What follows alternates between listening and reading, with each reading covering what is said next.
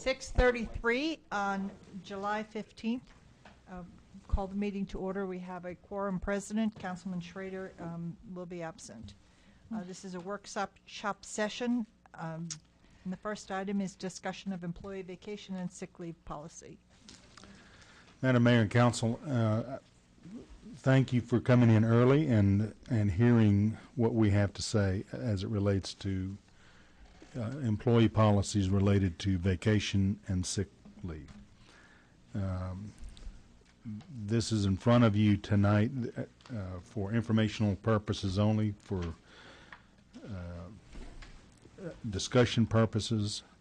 We will bring back to you for action because it does have a financial impact, what we're proposing tonight. But we are we have been working with a personnel policy related to vacation and sick that has been extremely outdated and has put the town in a position that's the organization is not a healthy situation. We have several employees who have accumulated quite a bit of vacation time that if they were to be terminated or resigned or retired or separated somehow from the town, we are certainly liable to pay that amount of time to that individual. This has been a work in progress for the better part of a year. We have worked internally to canvass regional partners and see what they do, and I mean, we've had some, this dates back to before the Mud in the Town employees split sheets, and we were having discussions with the employees and with the management team, and we just couldn't put our hands around a solution. And finally, probably 2 months ago, I guess, time flies when you're having fun, we had a management retreat, and it was more than just, you know, having, in fact, we didn't have a facilitator. It was a management off-site work day that was an absolute beatdown because we got in there and closed the doors and didn't leave until we had a vacation policy that meant that represented a fair policy to our employees, but it was also fair to the organization. And it was truly a beatdown, and many of the staff members that were there would testify to that fact, that it was a very difficult day, but we weren't going to get to where we're at today without having that discussion. Having said that, what I've asked our HR manager to do, Tammy Yard, is to give you an overview of what our current policy is and kind of the why and wherefores as to why it's bad or what has complicated the problem. And then she's going to carry you through the proposed policy, and you know, based on discussions and feedback we get tonight, we hope to bring this back to you in August for action and implementation. So, Tammy, your turn. Yay. Good evening. How's everybody? We're good. Good. This policy, original policy, dates back to 2006. The biggest complications we had is what we would do is come October 1st, we would load everybody's vacation. Say you were a brand new employee, you're going to get 80 hours put on the books on October 1st. It doesn't mean you've earned it, but we put it on there because that's what you would accrue for the next fiscal year. So as of October 1st of 2012, we would have put on 80 hours, and they had that 80 hours to use from October 1st of 2012 to 9/30 of 2013. If they were to leave in the middle of the year, they're going to see on their paycheck, I still have 72 hours, but they didn't actually have accrued that. They have only accrued what they have earned from October 1st to their time of leaving, whenever that happens to be. So it would be kind of confusing because people would look at their paychecks and not really understand why they're not getting compensated for what their available balance shows. We do accrue our sick leave every single paycheck. we wanted it to be more in line with the sick leave so that people could look at it and see, hey, this is truly what I have for them to use, and it makes it easier for them to understand when they can actually look at their paycheck and say, oh, okay, I have 60 of hours available to me. So that's part of the reason why we wanted to go and change away from loading it up front on October 1st. We want to have it where you're accruing each and every pay period based on your months of service. That way they can look at their paycheck and they can get a grasp of what they truly have, and that way if they are to leave, they also know this is what I'm going to get reimbursed for if I leave. So we didn't change the amount of accrued vacation that they'll get. The only thing we changed was the fact that they're actually going to accrue it each and every paycheck. So the other part that we are wanting to do is to put a maximum amount that they can accrue and carry over to the next year. We currently have a policy where they can carry over 48 hours. But that policy also had the stipulation that it could be approved by the town manager to exceed that. And unfortunately, in some cases, we have people with 200 and 300 hours worth of vacation that they need to use. And this is allowing them to use it. We want them to use it. That's what it's there for. And we're hoping that by putting the maximum accrual on it, that they'll understand, hey, I need to use this. If I don't use it, I'm losing it. And people seem to grasp that a little bit better when they can say, oh, okay, well, if I don't use it, I'm going to lose it. We're all about that. If they know that they're not going to get that 4 hours on the next paycheck because they didn't take time off, they're going to take time off. I see it in other cities where they do that. They're like, hey, I'm about at my max on vacation, so I'm going to take it. So that's the reason why we wanted to go to a max accrual instead of just 48 hours that they could roll over with an approval. Because then you get into, well, they get to do it because of this. No, we really just want it to be a blanket policy. That way there doesn't have to be special circumstances or somebody's holding on to it for something special. So that is one part that we wanted to change, was going away from that. Sick leave, there's nothing different on sick leave as far as the accrual time.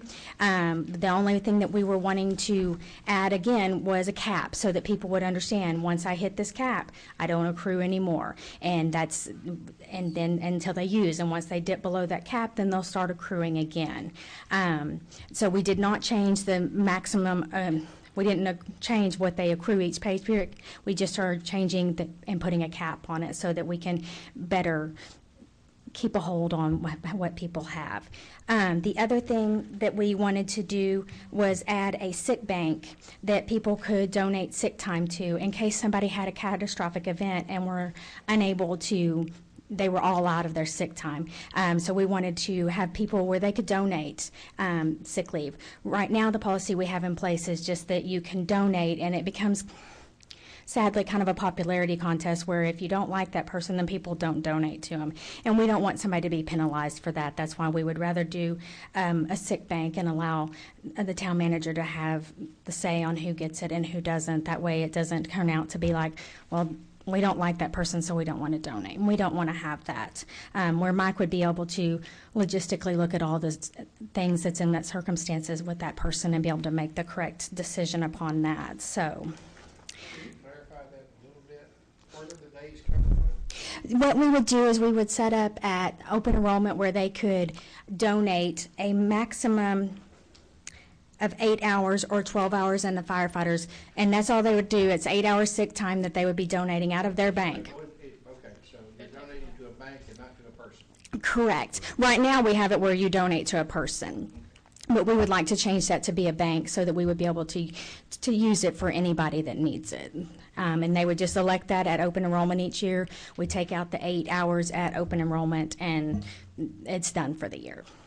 They don't have to worry about it, and should they need it, then they're able to use it as well. In order to be eligible for that bank, you have to participate. So let Right. me ask another question. God forbid,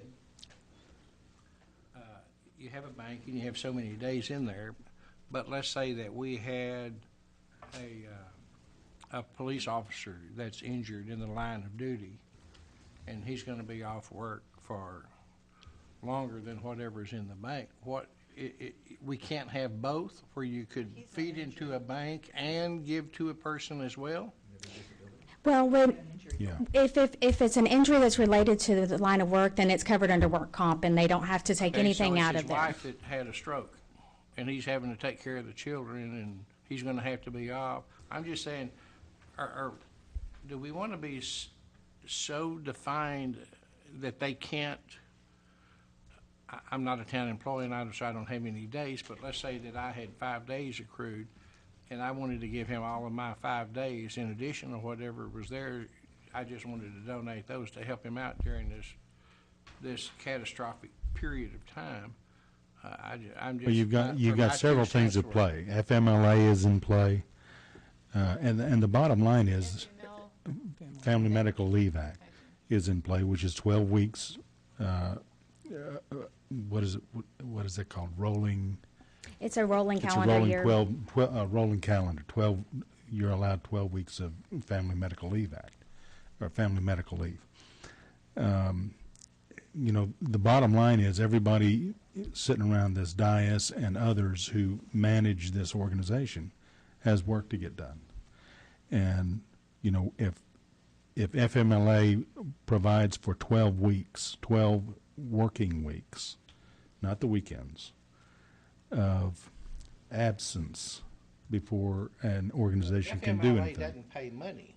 It It in allows you to pay our case it requires the employee to use his existing vacation and sick leave, and if there's anything left over, he would be able to, or she would be able to apply to the sick leave bank, and we capped that at 40 hours.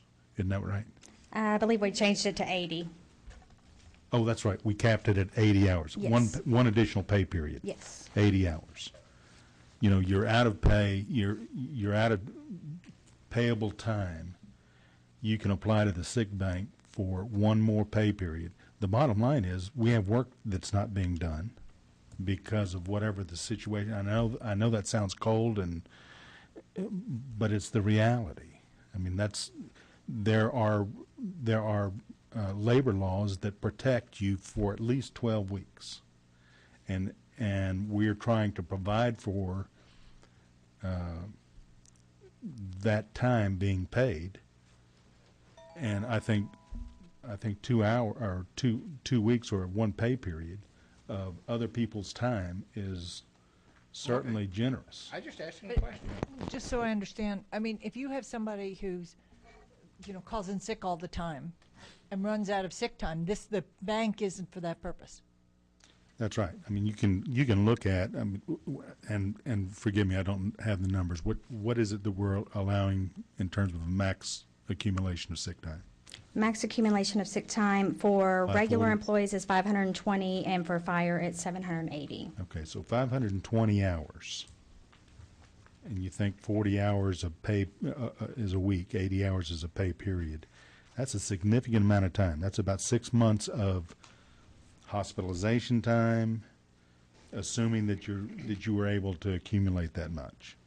Those folks who, and every organization has them, has perpetual sick employees who earn it and use it, right? And that's why a bank would be an appropriate way to manage that, and we have a committee to review each application, and they look at what their sick leave usage is and determine what the situation would occur. I'm going to call Chief Thomas out. Chief Thomas has, he's got additional tools in his tool bag. Firefighters can swap shifts and do so routinely in the event that somebody is out of vacation time or sick time. I mean, and that's not unique to Trophy Club. That's across the spectrum. But they work a different schedule than most people. They do, and so he's got a little bit of a different tool that not the rest of us generally have available to us. So it puts some structure around how we can manage our sick time. And for those people who are genuinely in need of additional sick time, I think 80 hours and an additional pay period is very generous on the town's behalf. Okay, I want to ask, go back again. They can accrue a maximum of how much under the new program? 520 for regular employees. You don't think that's excessive? No. Sick time, we're not talking vacation time. Sick time. I It's high. understand. It's high. You know, if I'm involved in it, or if anybody's involved in a catastrophic car accident, and they're laid up in the hospital for, 3 months, or, in fact, I had a situation in Burke Burnett. The town secretary got involved in a motorcycle accident. She was out for 3 months. Do we provide disability insurance and long-term disability insurance? We It's do, available. and that's the reason why we picked the hours that we picked, is because we were trying to get them to that window of 90 days to where short-term, to where long-term disability would pick up, because that's, long-term disability picks up at day 90. And yes, we do offer that, and the town pays for that. But we were trying to make sure that we were giving them enough time that they could accrue up to that point, so that the day that long-term disability does pick up, that they would have enough. Well, you'll have to excuse me. That just seems excessive. I mean, coming out of private industry, I don't know anybody in private industry that will allow any employee to accrue 500 and something hours in sick days, in sick hours. 500 and something hours. I just find that, I just, I think the burning question is, if they leave, do we pay them out? No. No, No. Okay, We don't. because No, we had sick a time is situation not with paid Mudd out. where that happened. yeah, sick time is not So paid out. they accrue, but if they leave, for whatever reason, if they have 500 hours, they're not going to get cut a check for $20,000, right? No. Okay. When I- And, when- and the other thing to consider, Councilmember Mayor, is that in order to get to even that highest threshold, you have to work here a really long time. Yes, you do. I mean, the majority of employees, you have maybe a handful that would even be applicable, because you seriously would never have to you would never take a day of sick for several years to even get to that. And I Go ahead. used to, in my job, we were allowed to accumulate 150 days. unlike y'all and people that have been in unions or people that have worked for the government, private industry, these numbers don't even compute. Use it or lose it. You get like a 2-year I match. mean, I worked for a Fortune 200 company that you got when your vacation clock ran out, if you hadn't used it by your anniversary date, it was gone. And you could only accrue 2 weeks of sick leave. And if you didn't, and then it stopped there, you could, whether you used it or not, the difference being we would allow them to, they could put sick leave with vacation time if they wanted to extend it. And I'm shocked because like I say, with industry in America trying to tighten its belt and be fair to the employees and be fair to the stockholders, we have stockholders, we have citizens. Is if you don't ever put the brakes and you just keep spending money in government, that's why our budgets. That's why we can't balance the national budget. Okay, wait and a that's minute. why budget's here, Mayor. Now, let me finish. That's why budget's here. I mean, we keep growing year after year after year, and we don't have to. But at some point, somebody's got to say we need to be more. We need to be better stewards of the taxpayers' money, and we got to get in the real world. I realize we're in a municipality, but we got to get in the real world and do what all of our citizens are having to do. Our citizens don't work for the municipal government, and they're not all in unions. They're having to do and live within their means, and a town's got to live within its means to a point. I mean, I think everybody that's earning what they've earned it. But I think going forward, we need to set a policy that's realistic and competes with the private industry. I think you have to separate vacation and sick. I don't have any trouble with that. Okay, there's one policy on vacation and one policy on sick. Yep. The idea with sick time is that the person earns it, and sick time is to be used for people that's sick. It's not to say, okay, it's going to go away, use it anyway, or you're going to lose it. the idea is that you want people to save sick time so that if there is a catastrophic illness. But you or gotta have something a like that- realistic cap. Yeah, but I worked for an airline. We had 150 days. And a lot of A people do because union you're- airline. No, it was not. Stephen, It- how you know, many, It's different, excuse me, let me. I'm sorry. It's different on the vacation side. Because the idea is, we talk about the bank, the sick bank, that where people are going to give some of their sick time for somebody else. All of these things you're addressing are a catastrophic illness. It's not, we're giving somebody time to take a trip around the world. This is a catastrophic situation that the person, and we actually, accrued that time. So I don't think this is a budget. Now, vacation's a different issue. But on sick time, I think that, because what happens, the experience that I've seen so many times, when you make sick time and you cut it off, people are going to use it. They're going to say, I'm really sick, it's the end of the year, whatever, because that's human nature. And where if you can save it, Well, you I say, disagree with that. this is what I do in order to be able to be out sick for a length of time. Based on your analogy, Mayor, everybody in private industry would be off sick all the time, and that's just not the case. You have it, they use it if they actually get sick. You're gonna have abusers in any program, but based on what you just said, because private industry does not give these astronomical numbers in the number of sick days. So that analogy just doesn't work for me. Well, I mean, I can look at it from, my husband's a school teacher, I was in the airline. We never took sick time, but when he had a heart attack and needed to be off, he was paid. When I had a child and was going to be off for 6 weeks, I got paid. But under your scenario, you wouldn't be. I disagree with that. I carry insurance that covers me for that. And I think as a responsible person, I need to insure me. I don't expect the taxpayers to pay for my.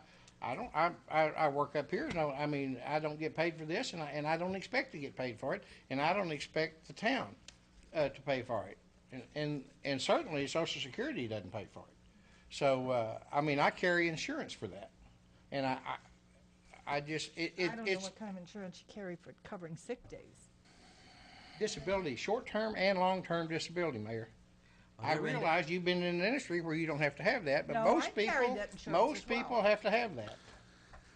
Are there I industry just- standards that we could take a look at as far as? They're attached. I've provided that to Yes. you. These are within the same parameters as all the other surrounding cities. Actually, I'm talking strictly government. I'm talking about. Strictly private government. No, Actu- private sector, we don't have, I mean, I would have to call private industries to get those numbers. These are being competitive with Yeah, I mean, who I'm we're gonna look competing at for something people other for than- jobs. I mean, the government's out of control anyway, so whether it be local, state, or national, I mean, spending in government is goofy. So I think we just need to start looking better. We're not South Lake. I've been reminded of that several times. We don't have to do what South Lake does. We don't have to do what other municipalities do. I mean, we need to But do that something that is that's our fair. competition. That's I Would you understand, recognize but we that? have to do something that's fair but realistic. And these other regional communities are at 720, right. 1,080. We're coming in way at ahead of us. 520. And I know you want to say something. No, I don't want to say. Okay, Stephen, how many years does someone have to work here to get the max? 7 years without taking a day. And how many employees have done that in our town? Do Yeah. None. We don't, in the 7 years that I've been here, and by and large, we have never had somebody that has gone out on a disability, knock on wood, that's gone out and had to use that much time. Sick leave is something that is not, I mean, yes, you have the occasional abusers, but by and large, this is not something that really is a big budget hit. It's just not, because not a lot of people are taking a huge amount of sick time. We're It's not. like an insurance policy, That's what it is. is what it is. Yes. And we all pay a lot on insurance and never get a return. Well, I guess we do. We're living, but How many total days, you know what I mean. how many accrued Know what I mean? days is the town on the hook for today? For sick time, none at all. Nobody has any days accrued? They have time accrued, but that's not, we're not going to, if they leave today, we're not going to be forced to pay How many that. days do you have on the books today that are accrued days for sick time for all the employees of the town? A bunch. A bunch. A bunch. Yeah. That would be a benefit of having Hang on just a employees minute. All right, now- that would be a I'm gonna give benefit. you your answer. Let's say that we were Oakland, California, and the town employees had a sick out. Y'all want to play devil's advocate, Mayor? Don't shake your head. Have to have a doctor's note. After 3 days. Well, one of the I can things get a doctor's note. that there are some employees that by creating a cap, they're going to lose an accrued benefit, and some people would be losing quite a substantial time, because we do have some employees that have been here a long time. So, we would be reducing a benefit that they've Okay, technically earned. in our disability benefit to the employees, how long do they have to be off before their disability kicks in? 90 days. 90 days. How many work hours is that? 720. And you can go to 720, right? 520. At No, 500 it's- and something, and what else? It's 520, and then it's 780 for firefighters. We're talking about just the standard 8-hour employee. Okay, I'm done. Okay. This is just a work session, right? Yeah, but I did want to kind of give you an idea. You asked how many sick days are Yeah, on the totally. books. I get a monthly report of just the management team. Mm-hmm. This is not everybody in the organization, but for just the management team, we have 3,661 days. many? 3,661 days. So there's a term for that. There's a term Hours. for that in Hours. private industry. Hours. That's an Hours. unfunded liability. I'm sorry, hours. 3,000. It's not- That is not an unfunded Un- liability. In Unfunded. private industry, you look at that as an unfunded liability on our financial statement. And you take the average hour, your average, whatever your total payroll divided by the number of people, and you figure out how much you're on the hook for. I'm through talking, but I'm just saying. Just to be clear, It I looks. did. I would like to see some industry numbers alongside our municipal numbers. Which industry? Industry is a general in this area. They have those numbers. Cross-section. Y'all, I go back to the fact is our town employees will go to Roanoke to interview. They'll go to South Lake to interview. They'll go to Keller to interview. They're not going to go out to You just told me that they wouldn't use it, that they don't use it, and well, now you say I'm they're talking gonna about leave. the competitor. That's where that's their market for employment. Is like public environments, not private. I think that the other thing to remember is when you're talking sick time, you're talking, you have people that are supporting a family. They may or may not be making the kind of money you make. I don't know. But they're supporting a family. I get $2,500 a month from the Social Security Administration. They're supporting a family. Well, aren't you lucky? And the idea is that it is responsible of them to save that sick time so that should they become seriously ill, I agree. then they can continue to support their family. That's the key. Well, Mayor, I just have a problem because I am going to go back to what I said, that municipal governments and state governments and federal governments have this perceived big bucket of money that never runs out, and so you just keep dipping in it all the time. And I actually agree with you to some extent, but not on sick time. but I'm saying we need to look at, nothing is absolute. If I can't ask a question sitting on the council, Well, you can. then I probably don't need to be here. You obviously have asked a question. Bill, did you have a comment? Well, I did have a comment, and that is that as I looked, no, I didn't forget. The discussion went on long enough that the town manager got it too, picked up on it. We have the documents, we have the data in our packet comparing ourselves to other cities in the area, what I would consider competitor Bill, I've cities. looked at We are, cities. excuse me, I believe I have the floor. Thank you. We we have the cities listed, and in those cities, talking about sick leave balances for employees, what's proposed before us is 580 hours for the regular employee. 520 for regular. 520.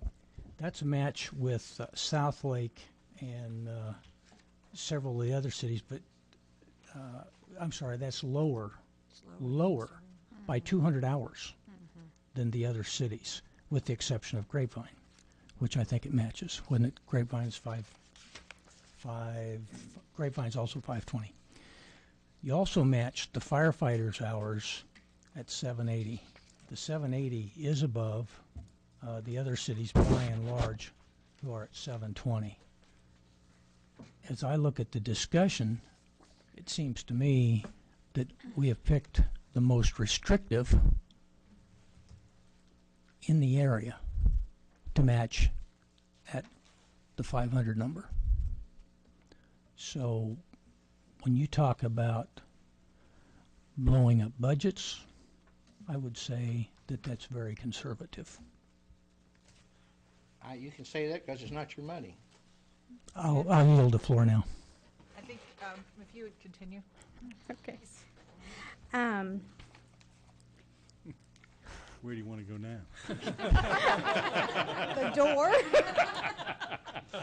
I was going to talk about Hang in vacation, but I'm kind of scared now.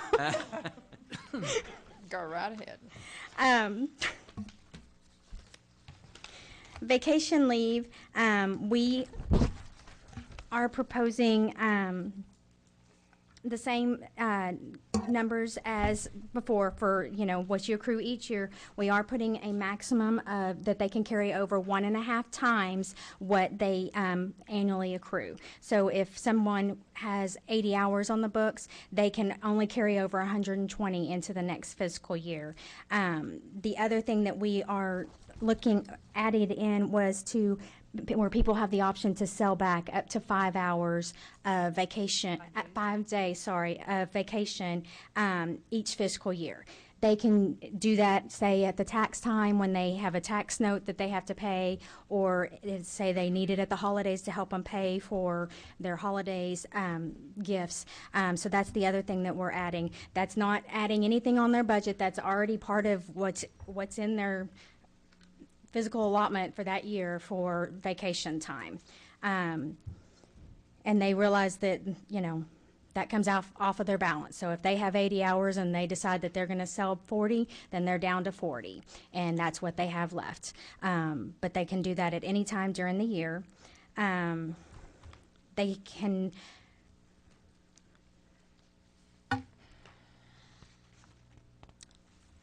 Is there any dependence on selling back vacation? Is there any dependence on on demand? I mean, for example, we used to, if there was something extremely critical going on and they needed you not to take vacation, you could sell it back.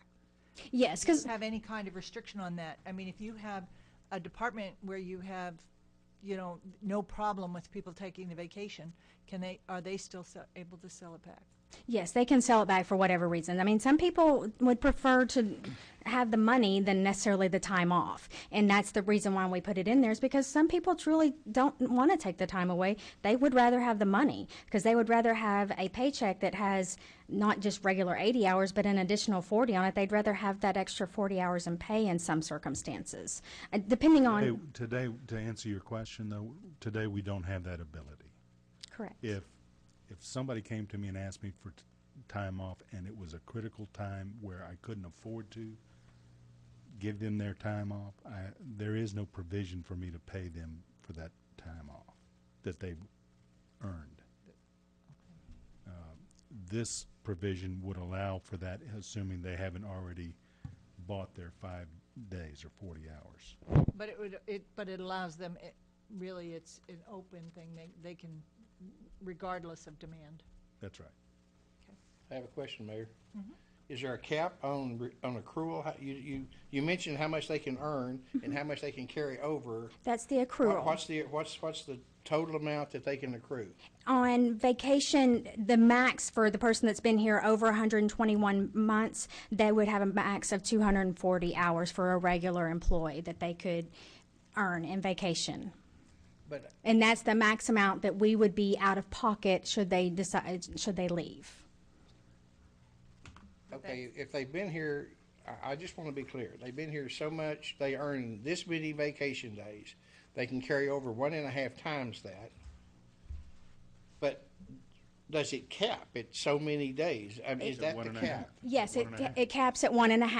So for somebody that is earning 160 hours because they've been here for 121 months, then their cap is at 240. So once they get to 240 and they aren't taking time, they're not going to accrue again. Here, if they don't take any, they just carried that over, but they lose it. It's lost. Yes, because they didn't use it. Okay, now, see, I like the vacation policy. And see, the vacation, and the vacation is the one that if they leave, we have to pay. So that's, Mayor, I got it. sense. I got it. okay. Well, that's earned, that's fair. Now, because we're in a predicament that we're in, with so many with a lot of time left, that has accumulated over time, what I would ask the council to consider is allowing for the first year to double that time. So, and bear with me, because what I don't want to have to do is pay them to get under the cap. They've already earned it. We have employees that have exceeded this proposed cap. This first year, if we double that time, so if an employee is getting 120 hours, they're going to get 240 to carry over, with the understanding that next year it's 1.5, you use it or lose it, and you got 1 year to get it down. You better start planning your vacations, because you will lose it. Year of getting nothing done. Well, I mean, you know, when one of the reasons we're in this predicament, honestly, Mayor, is because we are a small organization. We all wear several hats, and it is very difficult for us to find some time to take time off. It's very No, difficult. I recognize that. I'm just concerned about how we manage that. That would be my plan to avoid having to buy down current vacation balances and give them all a year. Put them on a year's notice that says, here's where you got to be come October 1st of 2014. Okay, but here's my question now. As I was being a little facetious before, but now that I'm thinking about it, have you actually taken a look at all those hours and the individuals and figured, plus what they're going to accrue for the new year, and said, yes, I can manage this operation under that condition? Yes, I updated every pay period, so he is very aware of what we have. That's my question, because you're talking a lot of hours that people are going to take off. And we've already started getting a hold on it because we've asked our managers to reach out to their people and start getting them to take their time. And it's making a difference because each pay period, that number, because when we originally did that spreadsheet, the number was just astronomical and was not even something we could put our hands around. So that's something that I've been managing every payroll and giving him an update so that he knows where we're at and he knows who's above and below that cap. And I even have in there, where people are projected already that they've requested this time off so that we can truly see what our number is so that we can know if we can manage this or not. And our managers have helped a lot with getting their people on board with managing it. Would you agree that if we don't do something to face this problem, I mean, there's going to, at some point, we're going to go through maybe a period of a little uncomfortability, or we can go through a period where it costs us a whole lot of money. But there's going to be a price to pay one way or another, and I think if y'all comfortable with this We approach? recognized it, and we're doing something about it. I just need that wiggle room that first year to be able to double the accrual amount, so that we're not impacting the Treasury And the to get in compliance. Okay. Yes, much easier. Thank you. Is there anything All right, else? we'll continue to look at all of this, and subject to your questions, I know Councilman Rose had submitted some issues. We've made incorporated some situations that he had emailed to me earlier. I would encourage you to take that back and review it again. If you have issues, feel free to give me a call or stop by and visit, and we'll bring this back in front of you for adoption effective October 1st. Bill? As the town manager stated, I just grabbed South Lakes and pulled up South Lakes and said, okay, let's see what we've got going on here, and decided I didn't want to get into a comparative analysis on my own. There are some things in the South Lake document I think we need to look at. A few questions that I had on our current document that look to me like they're open-ended, I would say open-ended statements or unclear statements that I think we need to look at. So, and I don't know when you rewrote this, because I didn't pull our current one up because I don't have access to personnel policies without coming in. So I don't know what the changes were. And so one of the things that I'm somewhat concerned about is perhaps South Lake's document in a lot of ways, or in some ways at least, is written clearer, easier to understand, and may not have some traps in it that we may be laying in ours. So I'd encourage you to kind of take the time to look at somebody else's document and say, what do we got here? One that comes up immediately is military leave. I don't find it in ours.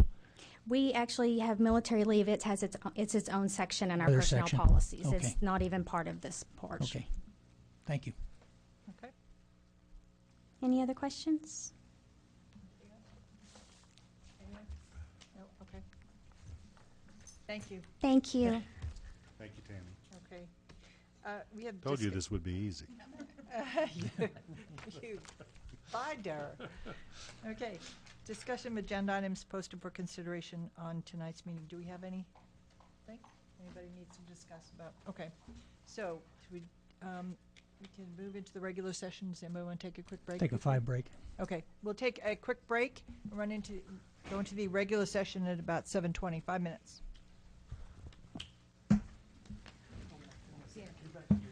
On Monday, July 15th, and we'll convene into regular session. The invocation will be offered by Michael Aguilar and the pledge by Adam Adams. If you'll please rise.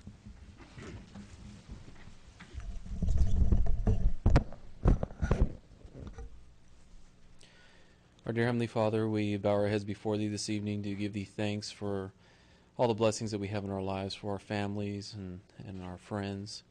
We thank Thee for this country that we live in, the freedoms that we enjoy to have representative government, and we thank Thee for those who give of their time to serve in this government. We ask that You please bless those elected officials here tonight, that they may be given the spirit of wisdom, and that they may communicate with one another in a gracious manner, and be and ponder the things that are being discussed, and make good decisions for this community. We thank Thee also, Father, for those citizens who also serve in other boards and give of their time to make a difference in the lives of those who live here. We thank Thee very much, Father, for our police and fire, military servicemen who are out there protecting us, and ask that You please always bless them with safety and with knowledge at the times that they need it, so that they may save lives. We thank Thee for all these things in the name of Thy Son, Jesus Christ. Amen. I pledge allegiance to the flag of the United States of America and to the republic for which it stands, one nation, under God, indivisible, with liberty and justice for all. Honor the Texas flag. I pledge allegiance to Thee, Texas, one state, under God, one and indivisible. Go Bobcats. We don't use cheat sheets anymore. We just have to have that down. You only have to do the first 4 words. Then you can be quiet. Thank you.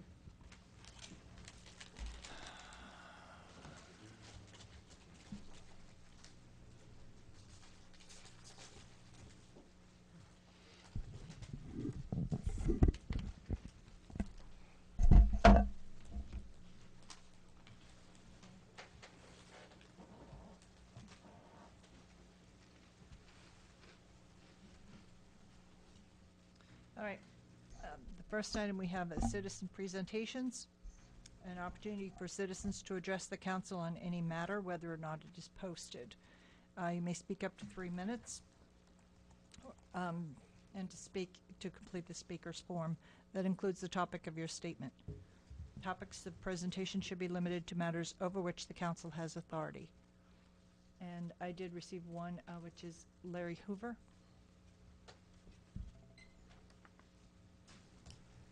Larry Hoover, 1118 Berkshire Court, and this is in regard to the changes in the carryover for sick leave and vacation time. I have to say I disagree with most of what you said tonight, Councilman Mayor. Corporate psychologists will tell you that vacation time is not as much a benefit for the employee as it is for the company to force employees to take time away from their job. They have a break. And I agree with the use it or lose it. With regard to the sick leave, I have no problem with the 500, 700, 800 hours of accumulated sick leave. Thank God I was with American Airlines, who had a policy like that, as the mayor explained, and one time I had to use it. But I accumulated it because I think people who are judicious about their sick leave are going to accumulate sick leave.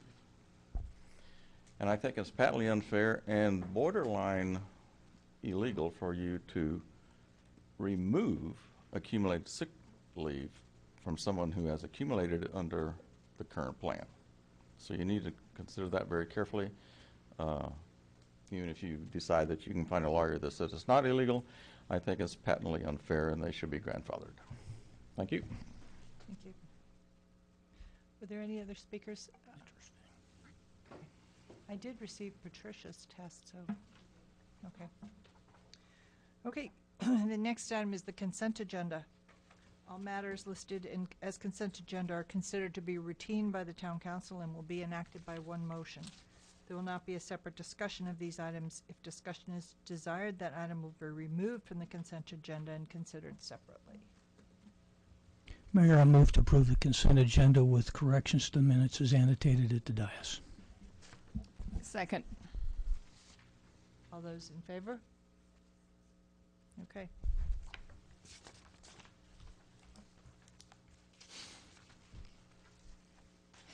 Moving on to item number 5. Consider and take appropriate action to award the bid for the Indian Creek Reconstruction Project and authorizing the mayor or her designee to execute all necessary documents. Mr. Sly. Thank you, Mayor and Council. As you know, we've been working on the design of this particular project for some time now. We went out for bid and opened bids last Thursday, Wednesday or Thursday. We're very pleased. We had 6 bidders. The bid tab is at the dais for you to review tonight. Tom Rutledge from Tignall and Perkins, our town engineer, if you will, reviewed the bids, did the background check, and has provided a letter of recommendation to select CPS Civil for this particular project. CPS Civil is the same contractor who built the roundabout. So it's very comfortable to know who we're dealing with already. And it would certainly be staff's recommendation to approve CPS Civil as the engineer has recommended, and what we have leading up to your decision tonight. Tom's prepared to give you an overview of the scope of the project and the bidding process. Thank you, Mike. Thank you, Mayor and Council. Good to be here tonight. We were here a few months ago to give you a project update when we were in the process of designing Indian Creek before it went out to bid.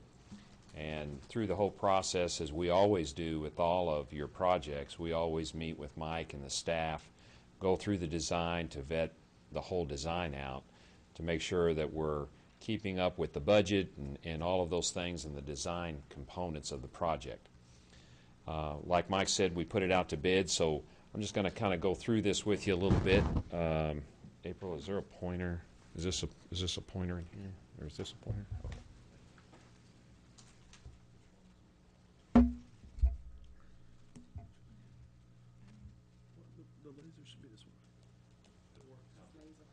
How hard can that be? So the project is, looking at the aerial, is from this part of Indian Creek down through here, coming up along past Edgemere, up past Skyline Drive, crossing Skyline Creek, and then up here to Meadowbrook.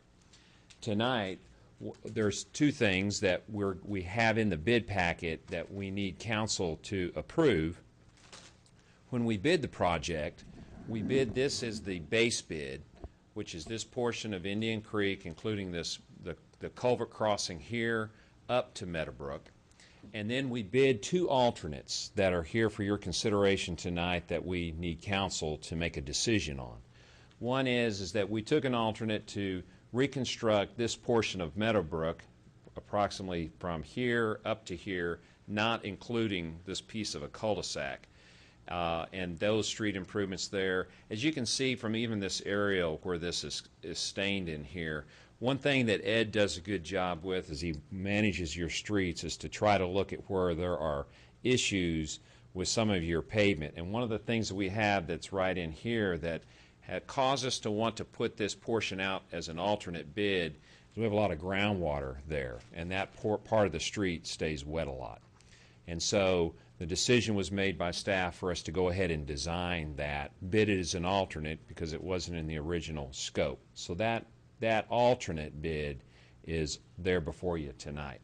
The other alternate bid was on this side of Indian Creek.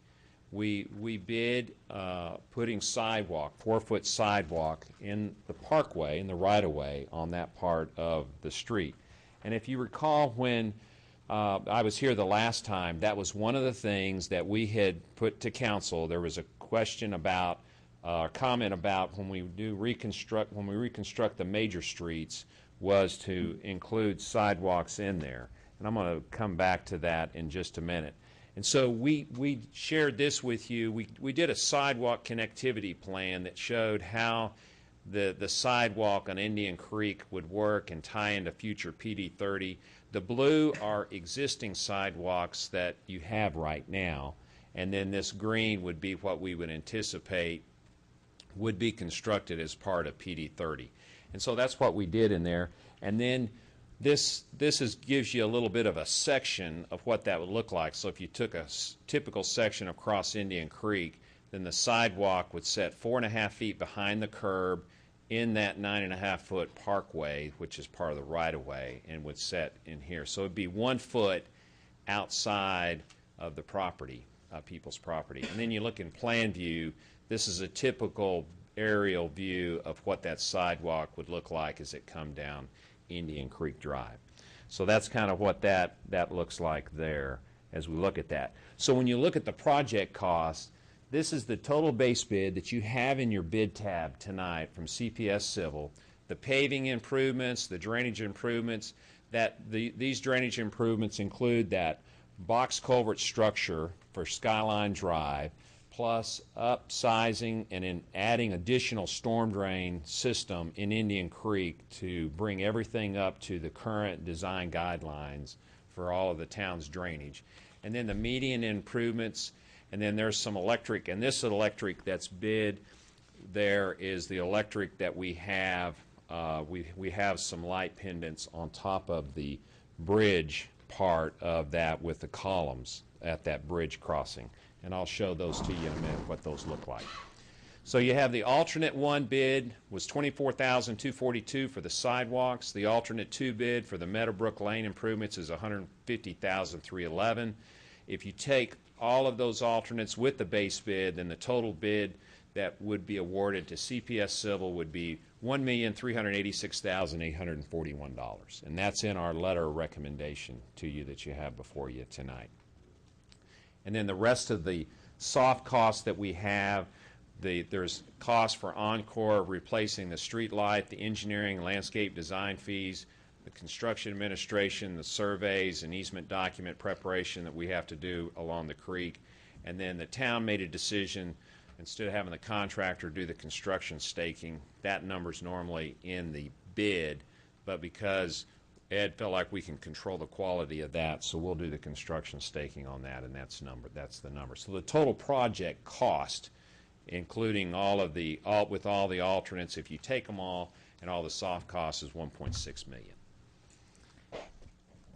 Tom, the sidewalks, when we did the sidewalks along Trophy Club Drive, we did a lot of, work to get around trees and things like that. Correct. Would we assume that we would do the same thing here? And in this section, this reconstruction section, where the sidewalks are going to go, fortunately, there aren't any trees there in this current project that we really have to deal with.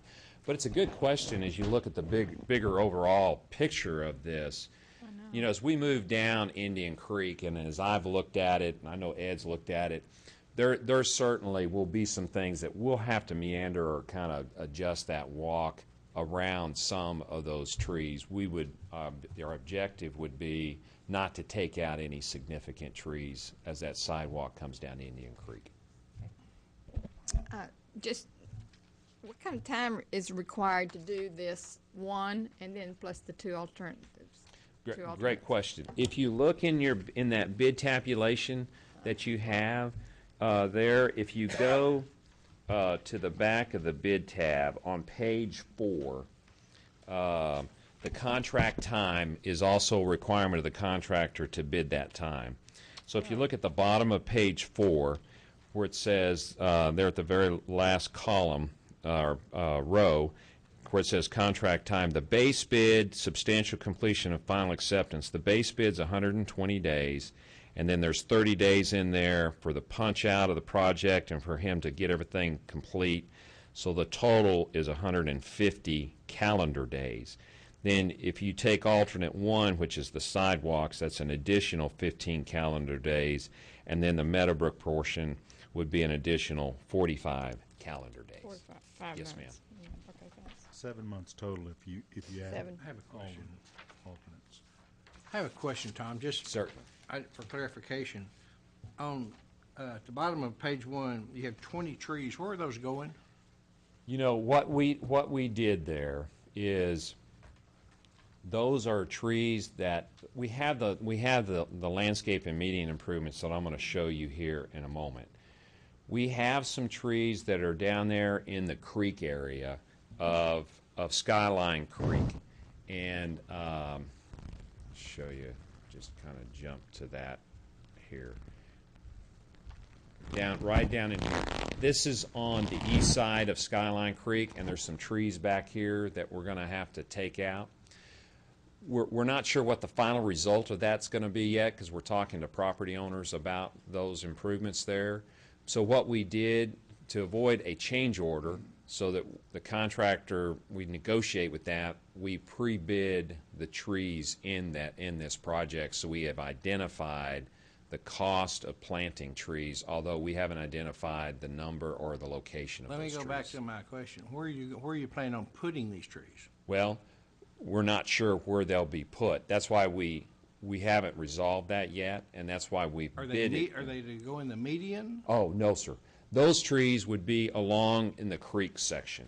Okay. And so they would be, where we're in here taking out these trees, they would be somewhere along the creek section. I just want to know where they were This is a good identified to be put. Yeah. This is a good opportunity, if I can, Tom, to interject.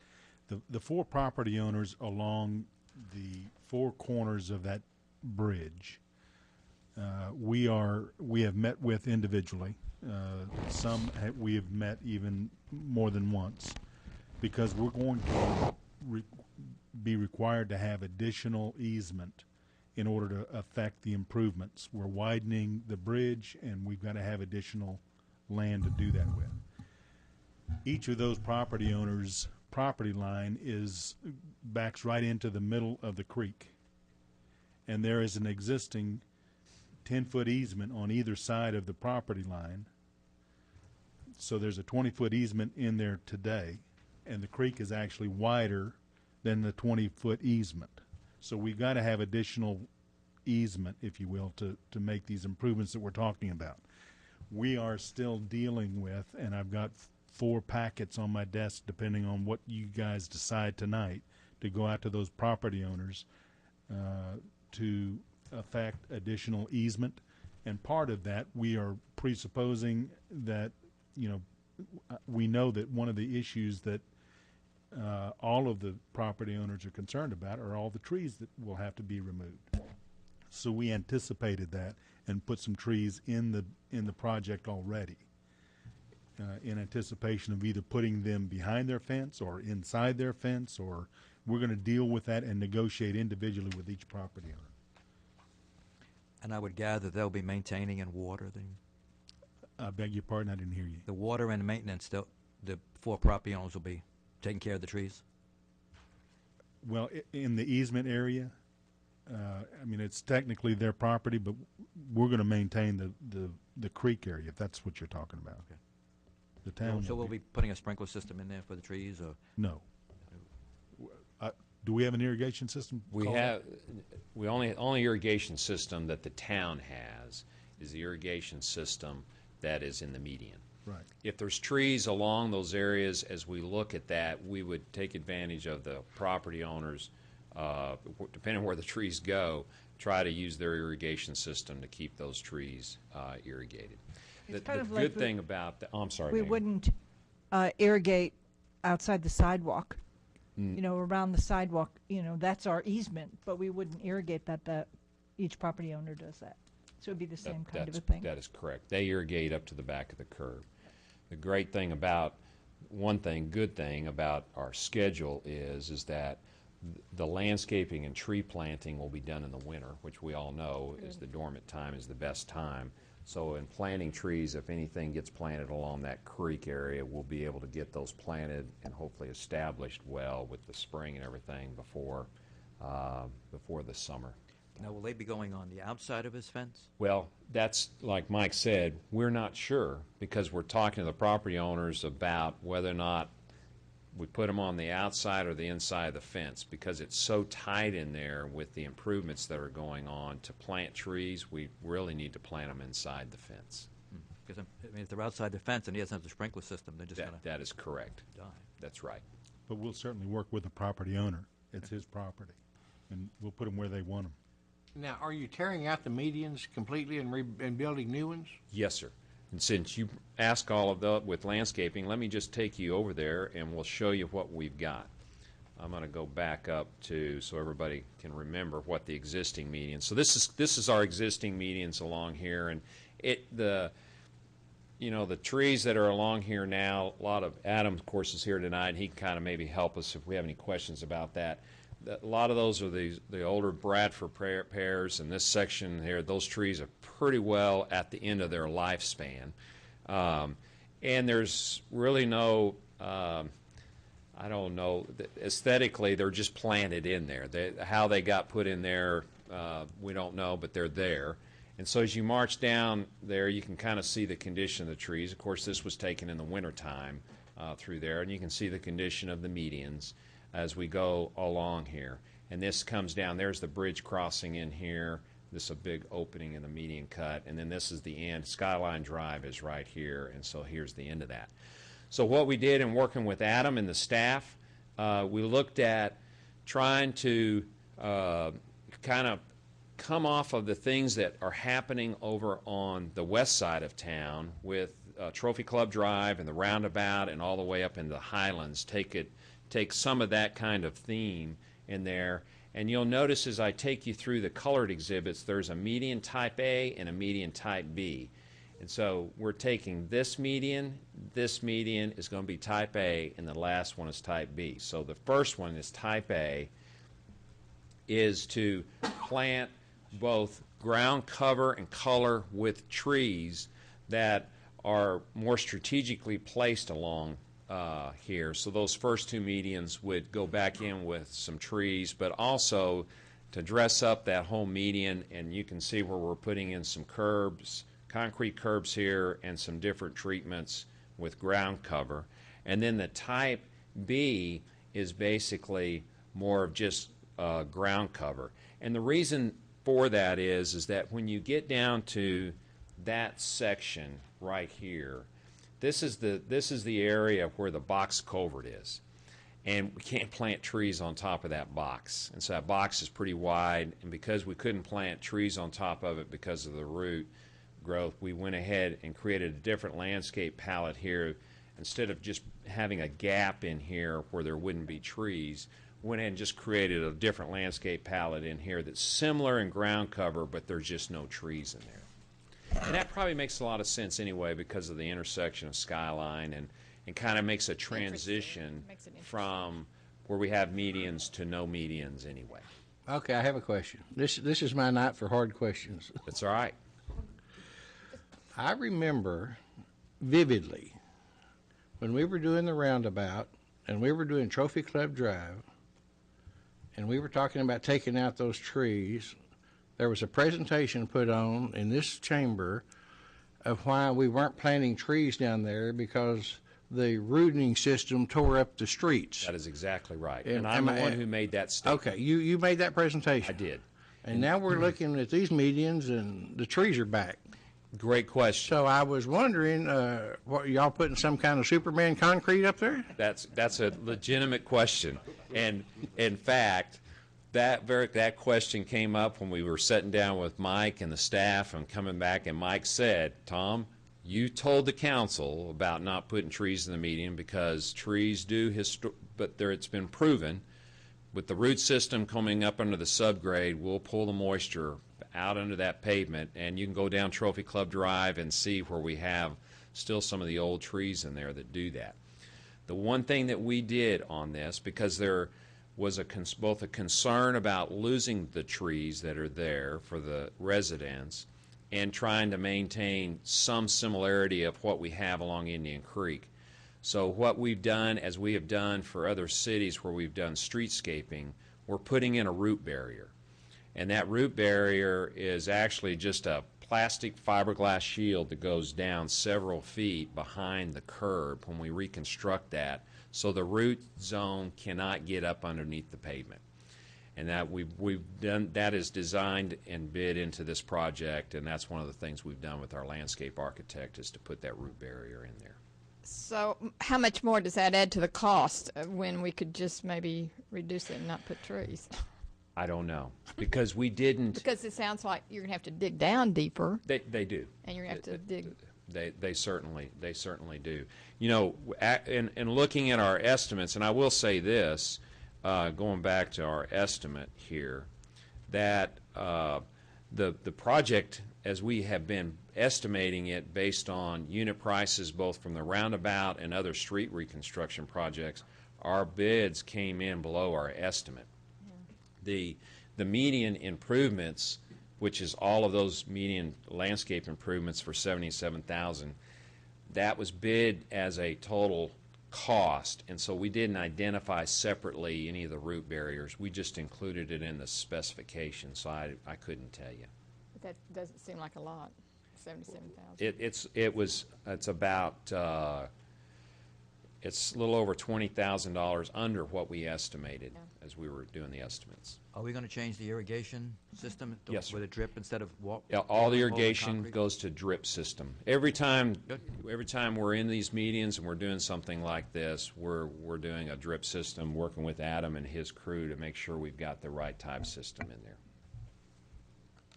Tom, when you talk about using the root barriers in those areas, those medians are not that wide. Correct.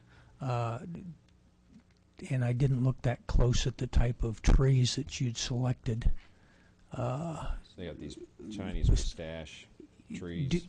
Are you comfortable that that tree at its full maturity will be able to survive in that space, in that ground space?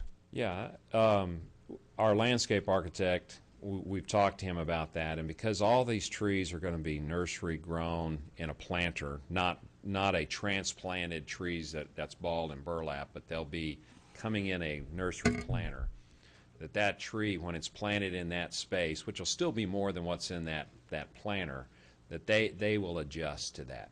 Okay, now, they may not get to be these huge, majestic trees because your root system is proportional to how much outside, spread you'll get in your tree. But you'll still get a tree that'll be well established and well grown. And Adam maybe might have some thoughts about that, but I'll say this is a couple things. Yeah, the pistachios, I mean, we went with trees that didn't have a shallow root system. So it may slow the growth of the tree down a little bit, like you're saying. It may slow it down. And the other thing, as far as the root shield, it's really not too much. It's just like a trencher excavation. It's really, once they're down that deep, it's a pretty easy process to put in the barrier. But my concern again is that you put in a tree that at its full maturity requires X amount of space, but because of the constraints in the area, you're only going to give it at X minus 4.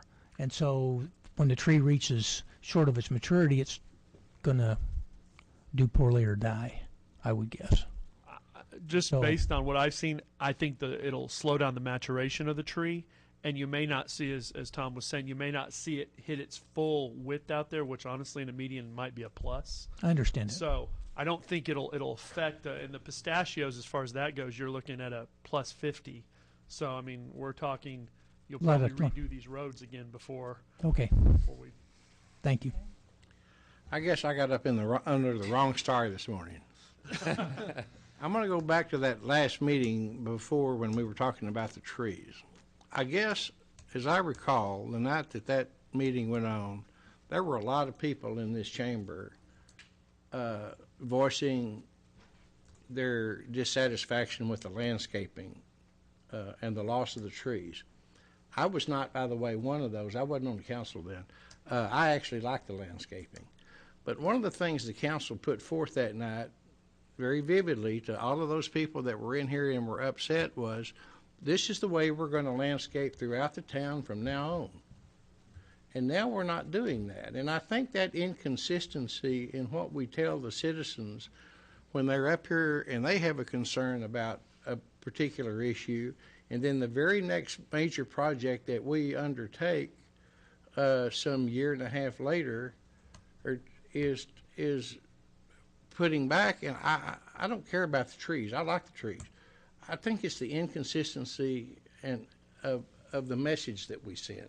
I think if we say that's the way we're going to landscape from now on, and Tom, I know you heard that night. We talked about this is the way we're going from now on. Yeah, and now here we are, a year and a half later, not even close. And if we could have put those barriers in here, there's nothing that would have prevented us from putting the barriers in up there, is there? No, sir. So I think it's unfortunate when we do things like this. We shoot ourselves in the foot for no reason. Well, let me ask a question. Have we put this in a drought tolerant, low maintenance way? Oh, yeah. So we are, in that sense, consistent with our strategy of going to more xeriscape type, correct? For sure. Yeah. Whether there's trees there or not, the water usage will be the same. And in the area down by Bobcat, where we have all, like very xeriscape, has trees. It does. I think that, we took out the Bradford pears, and I didn't like that either. Mayor, I like the landscaping, don't get me wrong. But I'm saying the message. We said we're taking these trees out, and the reason we're taking out trees is because they spread out and they break the pavement. We didn't say, but we can put in these root barriers and put in some trees. But it's a different kind of tree. That's what I'm saying. Mayor, that's not what we told the people. No, I don't agree with you, though. We told them they couldn't have trees. I don't think we told anybody they couldn't have trees. We couldn't have Bradford pear trees. Oh, no, Mayor. I don't think we said we couldn't have Bradford pears, and we were moving to the xeriscape. Let me ask Tom. If we choose to do the xeriscape, tell me if I'm wrong, because we've done the landscaping somewhat differently in each section, but it's certainly moving towards the xeriscape. Tom, we addressed trees that night. Am I correct? Yes, we didn't talk about any particular kind of breed of tree, did we? We did not, and I'll tell you. Of course, I don't remember all the details of that night. Your memory is probably better than mine. Certainly, as we've moved forward with all of the major street reconstruction in the town, that's one of the things that we've learned historically, not only for you guys, but in other cities, is a lot of publications are out there about how to manage your medians in a way so that it works a little more homogeneously with your pavement. And I do recall that night talking about, you know, hey, as we're moving forward, we're going to go to a more zero-scape. We were working with Adam and the staff to do something so that we were not putting these significant trees in there.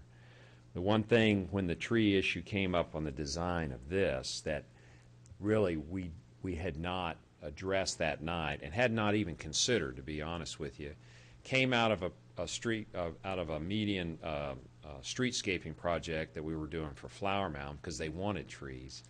That our landscape architect told me that, hey, you know what, we can do still some trees if we put these barriers in there and not compromise that pavement. We presented that option to staff, and that's why we kind of latched on to that concept in here. I just want to be perfectly clear. I like the landscaping that's on Trophy Club Drive. I have no objection to this landscaping. I do have an objection to the message that, and I wasn't on the council when that vote took place, but I have an objection to the message that we send when we say we're not going to do something because, and then the very next project, we do something that's very different. I think that is a failing on our part, and I think we need to be consistent in what we say. Yeah. Okay. Well, and I think you're correct too, and I agree with you, Danny. I do. I agree with you, Danny. That's what we agreed to do, and honestly, guess what? I think that landscape looks fabulous down there, and it's growing fast, it's filling up fast, it's maturing quickly, and if the message is in conflict, I think we need to reconsider it. However, we do have trees as you're driving toward Trophy Club Park, and in that way, and I kind of like seeing the trees. So, if it doesn't change the cost of taking care of them and keeping it zero landscape, drought tolerant, I don't have. So how do we go to the town and say? I'm not change suggesting we change anything. I'm suggesting that we do this. I'm suggesting that we have got to get consistent in what we say. So let's stay consistent and not do it. Well, I see. The one thing is, if you learn something new, or you have a new technology, correct? Do you keep doing things the wrong way, or the way the less than ideal way, when your new technology or new method allows you to do it better? And we can certainly, as far as the design that's here, of course, see, that's the, I guess, somewhat of the beauty of this with this Type A and Type B. We can take the Type A and apply that to these other two medians, and it's not a big deal. Mm-hmm. We can do that and do that in a way that it's not a change order to the contract, and it will be fine. You do have two Type A's already. Correct.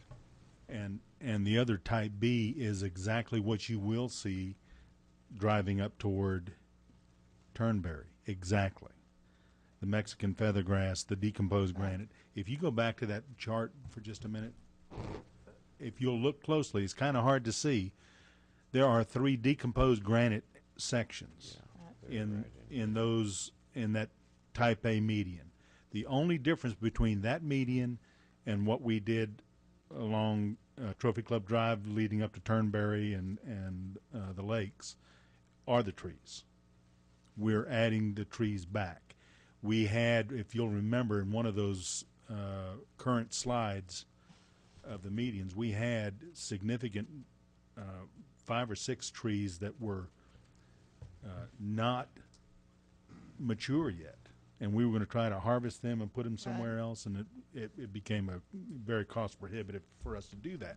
So we felt like we needed to put some trees there, but still maintain the drought tolerant and drip systems in our medians. I think we've accomplished that. The one thing that I'll share with the council, and then I'll be quiet, is the fact that the residents who we have met out That's there what I was going to say. are absolutely in love with this. Yeah. They're in love with it because if you look at their medians, and we've got pictures in his presentation of the existing medians, those folks don't get color down there. They get trees and grass, and we're getting rid of the grass. And that's important for us moving forward in terms of maintenance and the cost of medians that we currently are absorbing in our budget. So I understand exactly what you're saying about what we said about the trees and the roundabout, but if we can afford to do that and still make it drought tolerant, then I'm all for it. That's why we move forward. I think one of the things I look at is that I happen to like the xeriscape on my side of town, but there are two different sides of town. And that side of town is a tree-lined look. Yes. And I think to go to xeriscape in the middle of all these trees probably would just look a little odd. So I think putting the trees back is a natural. There's another part to it that you may appreciate this. I think that we have to be, and I would really like you to take a look at this. We have to be a little careful, because yes, I think the medians going towards on Trophy Club Drive, going towards Durango, are beautiful. I like the look. I think it is extremely dangerous, and everybody wants to cut off my knockout roses because they're dangerous, and we make them look stupid. So we have to plant something that's going to work with the height. But I personally think trees are a lot safer, because if you pull out, for instance, like from the church or the quorum, you can't see cars coming there. The bushes totally block it. That's dangerous. So I think that we have to make sure of that too, and especially as you pointed out, coming out of Skyline, we've got to be able to see, and we've got to make sure that what we plant is going to make it safe, so that we don't, after we plant it, chop it up. Yeah. Let me be clear. It's not what we did, it's what we said. Okay. And Mayor, the technology hadn't changed in 18 months. You had those root barriers 18 months ago, right, Tom? Oh, yeah. That's nothing's true. changed. We just, I think, all I'm saying is, as we move forward, we can't make absolute statements unless we're willing to be absolute in what we do. But I do remember, and I guess we can go through the archives, but we said, going forward, this is the look you're going to see no matter where we go in the town. And those folks were unhappy that night, and that obviously didn't appease them. It's interesting because I think part of the reason that everybody, as Mike says, up there loves it is because you went out and talked to them. I recall that no one in the Highlands no one ever came to me in Turnberry and ever asked me what I thought. It's just one day the trees were there and the next day they were gone. I don't like Bradford pears. They're messy and dirty and they crack and they break, and it didn't bother me at all. But it's not the landscaping, Mayor, it's the message. That's what I'm talking about. It's not the landscaping. I might have one thing to help you, Councilman Mayor.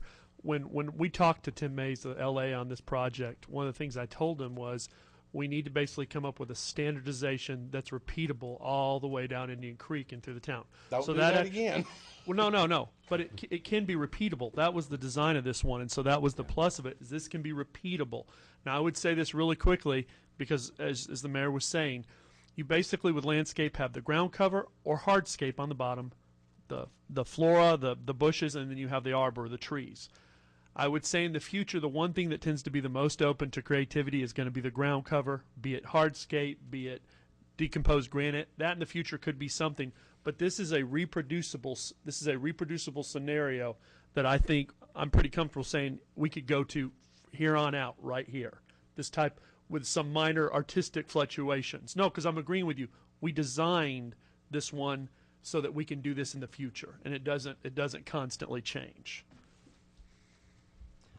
Since I'm a tree planter at heart, we have the technology. Maybe we need to look at a retrofit And No, I that's don't all. think that's necessary. Well- It's not the trees. It's not the trees. It's the message.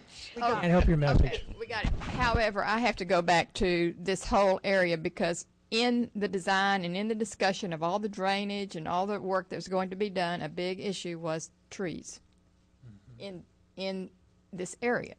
So it seems to me like this median is giving some trees back to residents over there who want trees. Is that correct? Because I remember that discussion as well. What's going to happen to our trees in the medians? It's a good compromise. And this is a nice compromise. The message, I got it.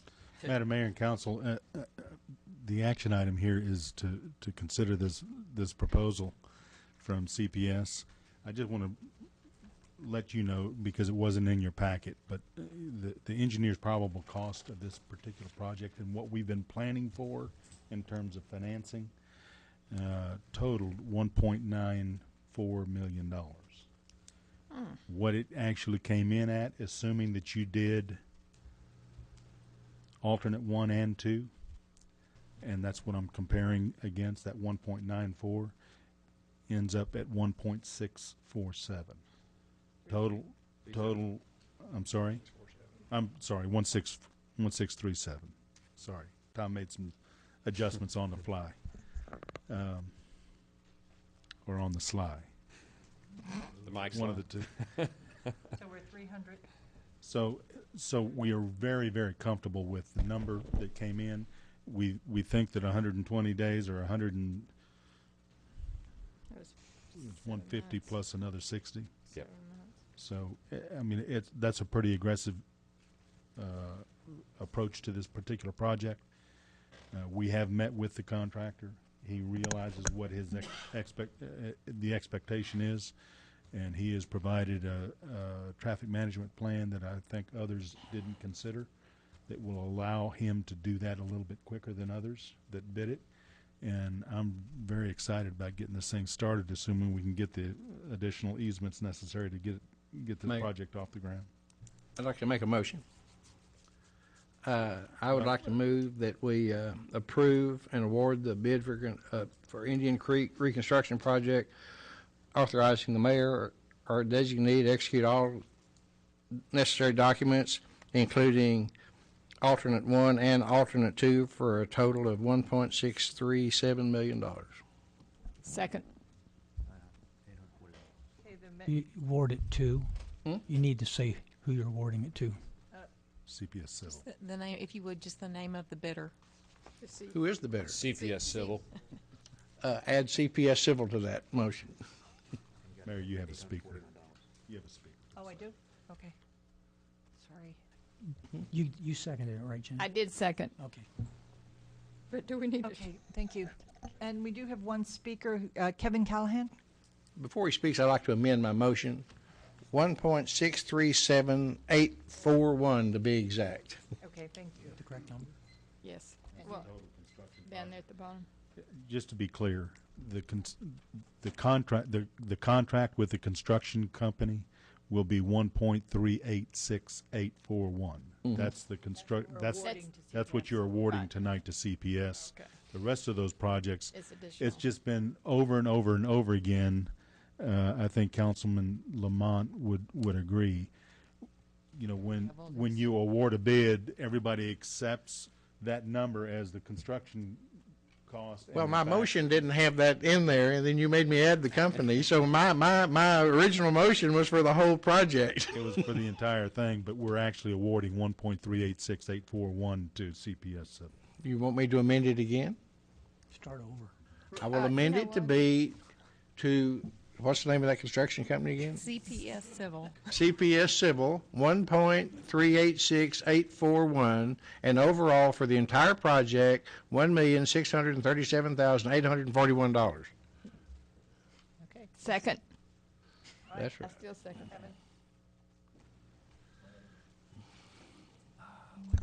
Kevin Callahan, 2525 Strathfield. I just wanted to stand up here real quick just to make sure to back up what Danny was saying there. I was here, and I listened to the message, sat through all the meetings, and I think Tom does a fabulous job of presenting this together. I agree too that the Bradford Parish were tearing up the streets and they break in the weather. I love the landscaping that you have on the west side of town. I'm glad that you have a new plan here for the trees in this zero-scape plan, because if you just go in and put everything real low on that side of town, it has a different look. And so I think the message, there's going to be people that might be upset with this because you have people on that side of town. But I think if you come in and try to contain the message as a proactive approach, saying that we've got a better plan, better technology, people will accept that. And I think maybe, because you got a lot more construction going on, and maybe to help to help Mike out and putting this, you have, the zero-scaping that we have on the west side, and putting in things for Adam that he has that level all the way up to the level of the A and the B on this side, so that the town knows that you're trying to meet everybody's objective on both sides of town and to make it fit, because you wouldn't want to just pop in big, huge trees on our side, on the west side, when it doesn't look like it fits because there's no trees over there. And so I just wanted to back Danny's message. This might sound minute, but sometimes these things with the citizens will get taken out, and then you have meetings that last 4 hours instead of 30 minutes on a subject. So anyway, I appreciate you for bringing that up, Danny, and I was just trying to keep the messages consistent. Thank you. Okay, so we have the motion that's been made and seconded. Is there any other discussion? All those in favor? When are they going to start? Okay. Yep. When? We'll start as soon as we get the easements resolved with those 4 property owners. When is it going to be when? We're gonna Okay. we're gonna push the project out tomorrow. We'll mail their project letters out tomorrow, and give them 2 weeks to respond. Okay, thank you. And Mike, one thing I guess it'd be okay to say, once we feel like it's a good time, we are going to have a neighborhood or a public hearing meeting that we'll have the contractor here when we think the timing is a good timing.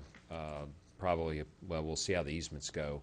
And so we'll have it here, invite all the residents along Indian Creek so we can communicate to them how the construction is going to go, the schedule of the construction, and what those improvements are. So certainly we'll make sure everybody works. We'll work through Mike and staff to get that out. Found that process to be very fruitful. Yes, because For sure. Okay, when they did Trophy Club Drive, that didn't happen, and it was pretty tough. good deal. Ed started here then, and he Thank could you. tell you. Thank you. Thanks, Tom. Okay, item 6.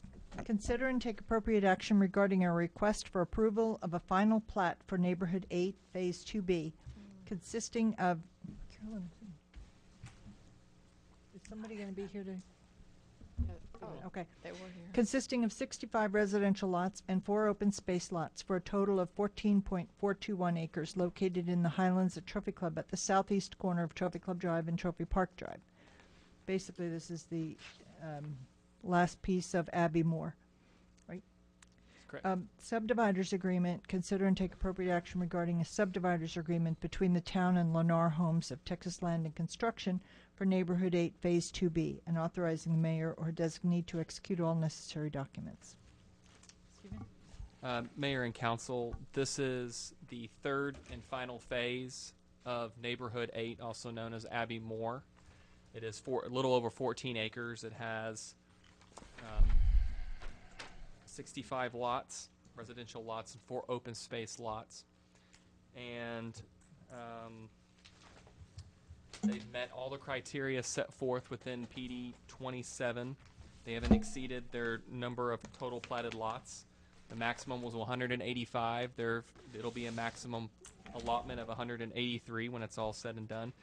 They have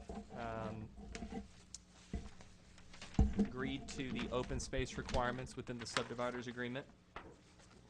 The gas well sites have been met, and those distances are noted within the plat. And they will move forward with the construction of the trail that will go along the open space and then connect into the neighborhood. We have the applicant here this evening, as well as the applicant's engineer. If you've got any specific questions related, they can probably answer those. I I had one question about I was trying to understand the trail piece.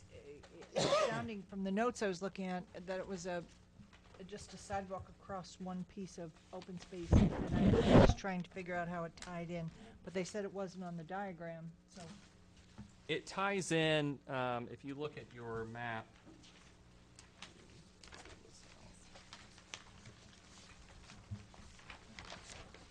Make sure I have the right street name.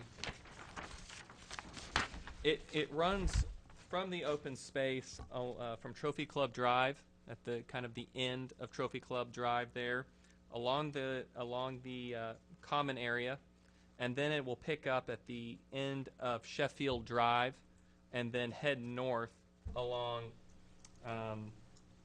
Exeter Drive, and then head to the east, and then it will dump out on Trophy Park Drive. How do you get it in there? It goes like this.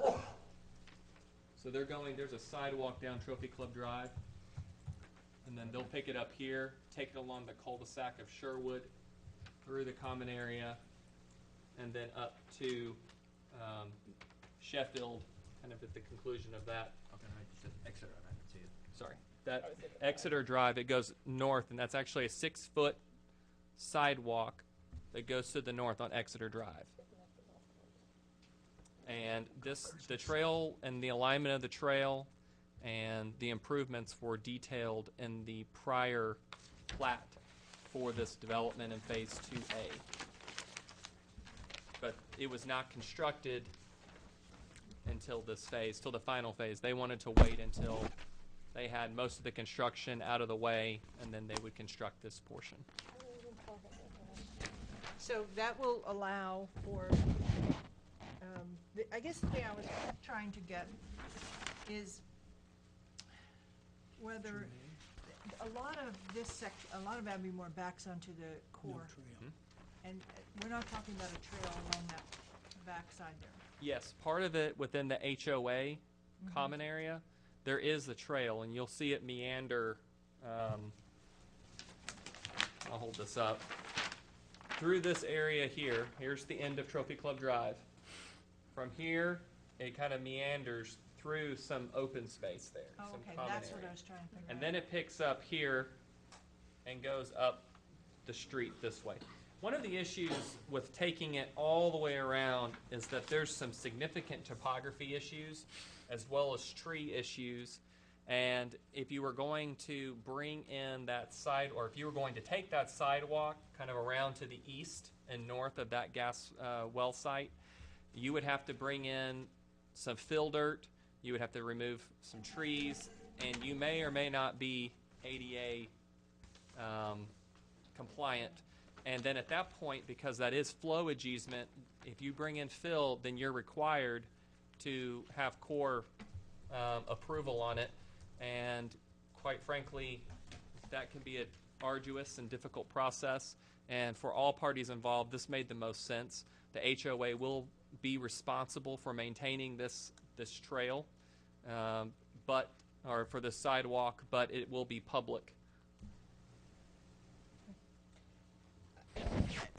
May I just ask, HOA, under what name will that be? I mean, will it be? Abbey-Moore. Abbey-Moore HOA. Okay. This is where I got up on the wrong side of the bed at. My day.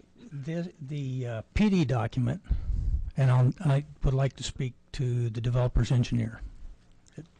The PD document states specifically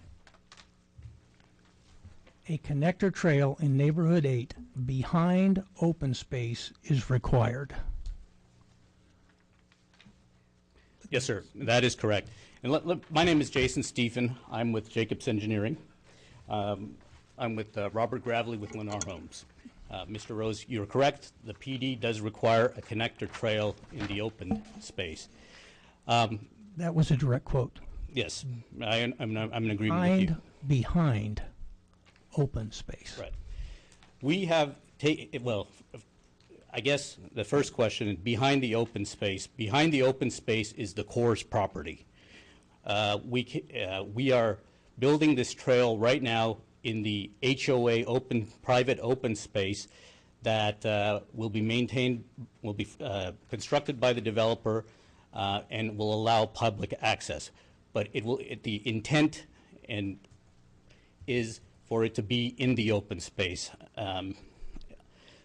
Just going back, when we started the plans for this, before we did anything, one of the first things we did is we worked with Adam and Carolyn. We walked the trail area. The developer, ourselves, Adam and Carolyn, walked the trail area.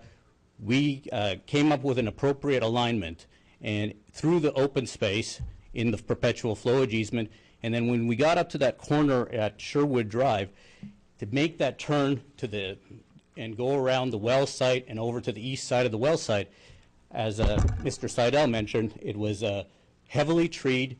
There's a draw running through there. There's a tremendous slopes.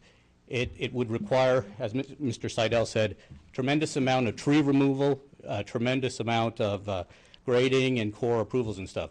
So before we did anything further, it was a discussion with staff, and it was agreed that we would go ahead and move the trail through the open space area and then take it through the subdivision. And the developer is building an extra wide sidewalk through there. And the intent is this meets the requirements of the PD having a connector trail from basically the end of Trophy Club Drive back up to Trophy Lake. Okay, the intent was, if I remember right, when the PD was accomplished, was to create a north-south path to go from what became the dog park south. Right. Now, you have a space that you call open area. You have the houses on one side, you have your boundary on the other side. Mm-hmm. What you're telling me is that you can't put the trail behind the open space because it's core property.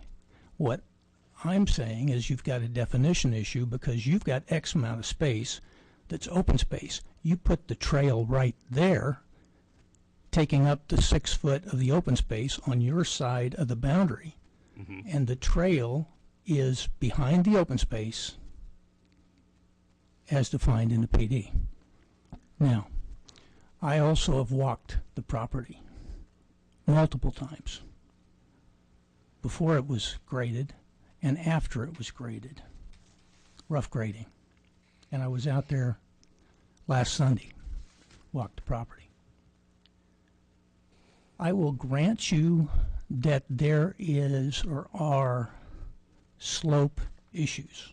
We're not dealing with Nebraska or Kansas when you go around that corner and you've got 49 point some feet to do it in as you round the corner at the wellhead. What I need you to tell me is that it is beyond your capability to design and engineer a trail that goes around the north side and meet ADA requirements, that you have engineered it and you can't do it. I understand the discussion on fill. My original concern was, when we talked about this early in the preliminary plat and in the final plat of the other areas, we always said we're going to put it off, but I expressed the concern all along.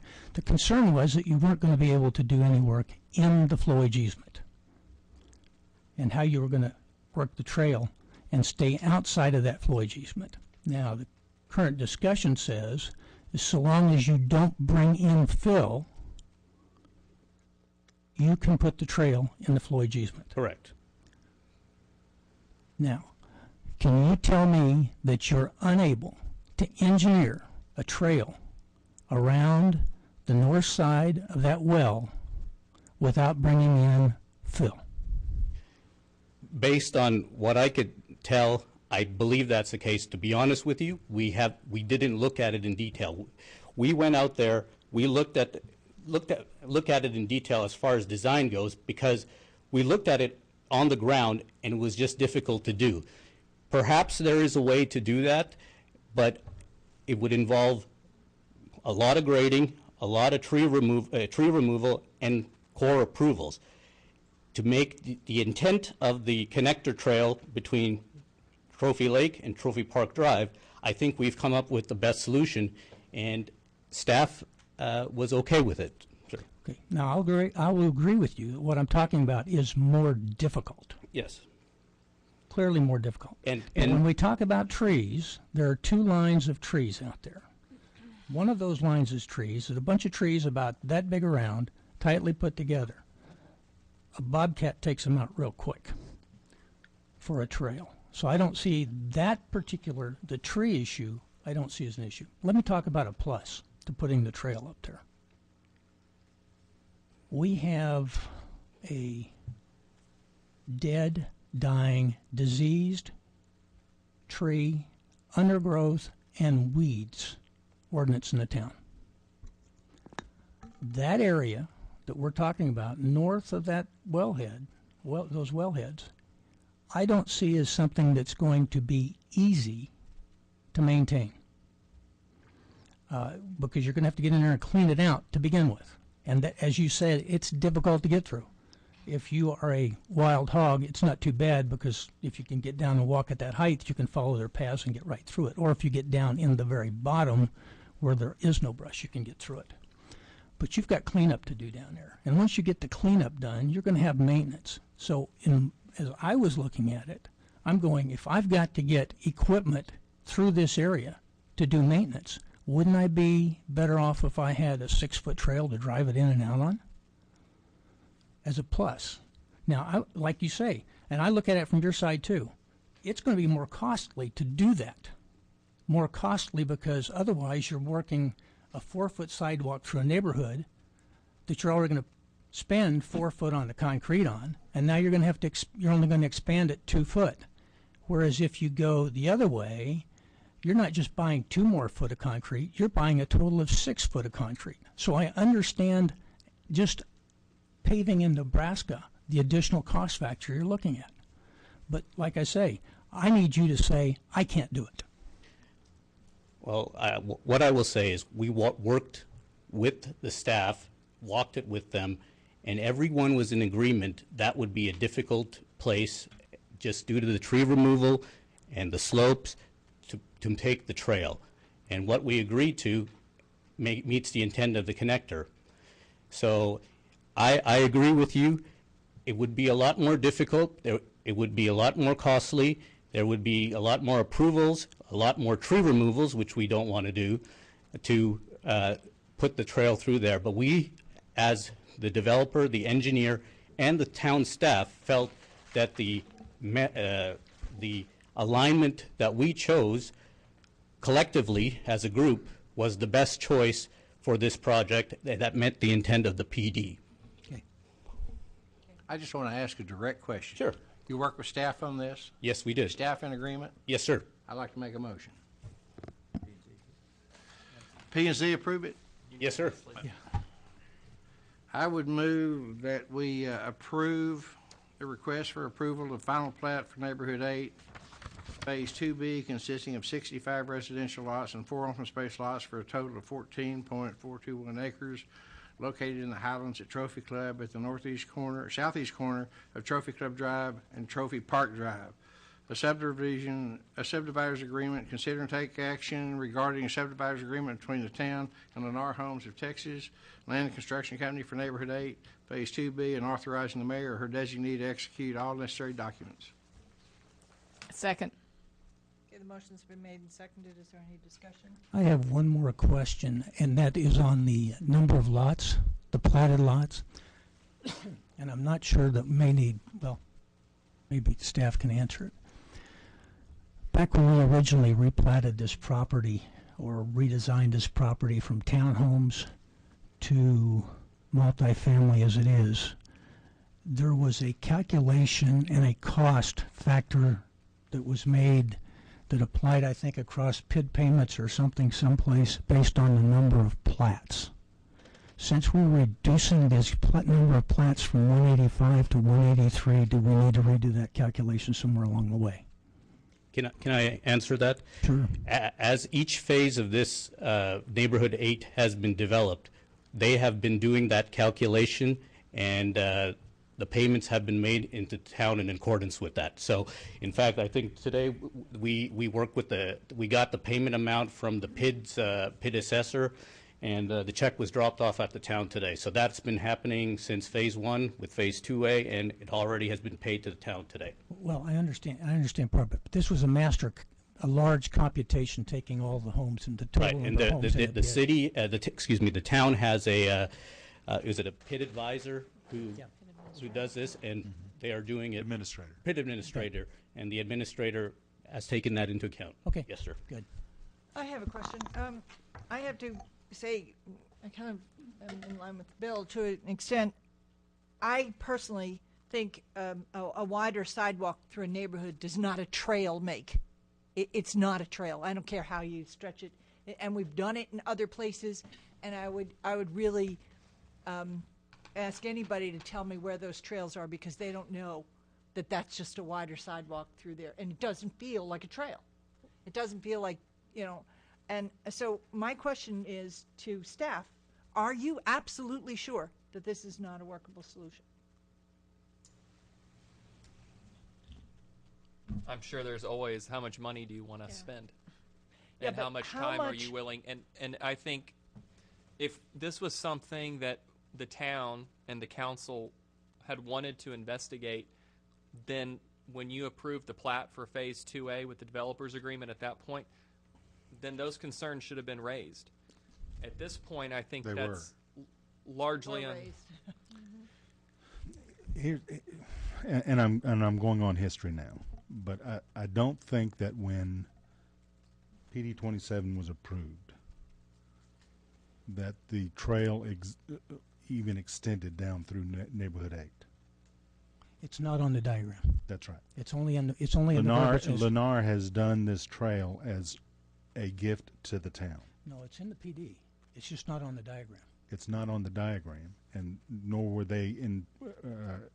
I mean, The we requirement is asked them to continue the trail. But the requirement for it is documented, isn't it? Yes. It's in the PD. I can give a little history, though. They did not have to do this originally, because I met with Lennar, and they did it because they decided they wanted to do it, because I was in discussions with them. They were under no onus to ever create the trail. It's in the PD. It's in the document itself. If it's in the PD, how is somebody not responsible for it? That's what I was Section told at the time. 5H. I can pull it up. It was all private back then.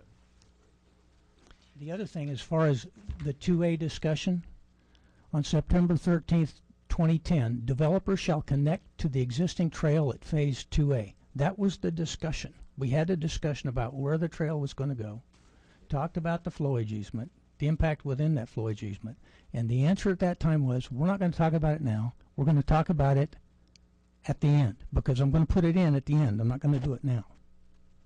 And so that's where we're at. The reason why I'm pushing for this, because I've walked that property more than once. I've seen it in the spring when the weeds and stuff are not tall, and before the rough grading was done. It can be a very scenic walk, especially once it gets cleaned up. And we talked early on about what are you going to do in that common area? Are you going to grass it? Are you going to irrigate it? What are you going to do? And those questions were left open. So, I mean, here again, my concern and my desire is to get it around that corner. Mayor? And in order to do that, then the developer will pony up the money to do what's necessary to get it done. Is that what you're? That's the developer's responsibility.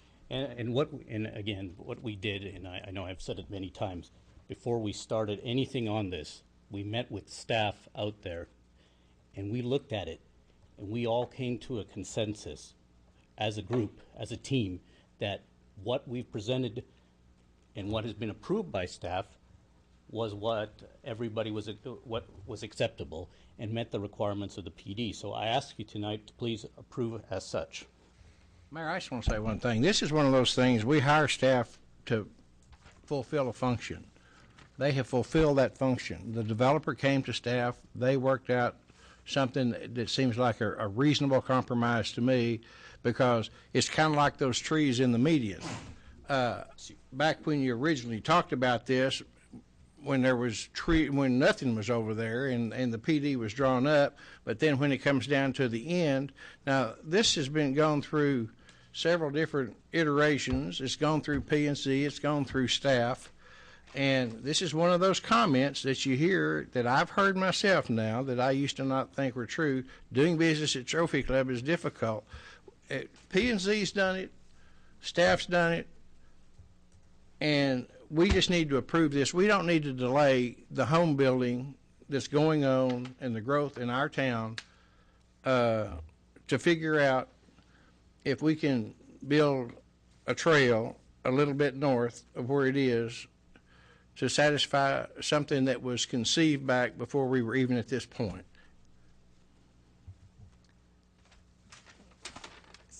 I asked for the question. Greg was asking. Oh, okay. Just a couple of things. Bill, you had said multifamily, just for edification. Should be single family, right? You used the word multifamily. I think there were townhomes. Originally townhomes. Originally it was townhomes, and then it was rezoned to. Okay, but the way it came out, it sounded like this was multifamily. No, not that kind of multifamily. Okay. Madam Mayor, just a question for clarification. To me, what's the difference between a trail and a sidewalk? I mean, when I grew up, Roy Rogers, his horse went on a trail, dirt. Just out of curiosity. The idea How about the being Lone that it's Ranger? not through a neighborhood. And the problem is, and I understand what you're saying, but the problem is, I believe that in too many instances, in this PD 27 as a whole, and particularly with Jacobs, we have sacrificed what we were told would happen from a trail perspective, from a sports perspective, from parks perspective, and we've sacrificed too many times. I understand where we are. I understand. I just feel like that sidewalk that comes down Rosedale, it's ridiculous that nobody knows that's a trail, that that's a connector trail, because it was supposed to be along the creek, but somebody gave in on that too. So that's where I have a problem. Would it help to put markers on it? We've just come so far, Mayor. We don't need to. This will delay this whole thing forever. I mean, I call for the question. Vote on the question. Now we have to vote on that too. Yep, let's do it. All right, Let's do it. we have the question. Call for the question. All those in favor? Okay. Now we have the vote on the main motion. All those in favor?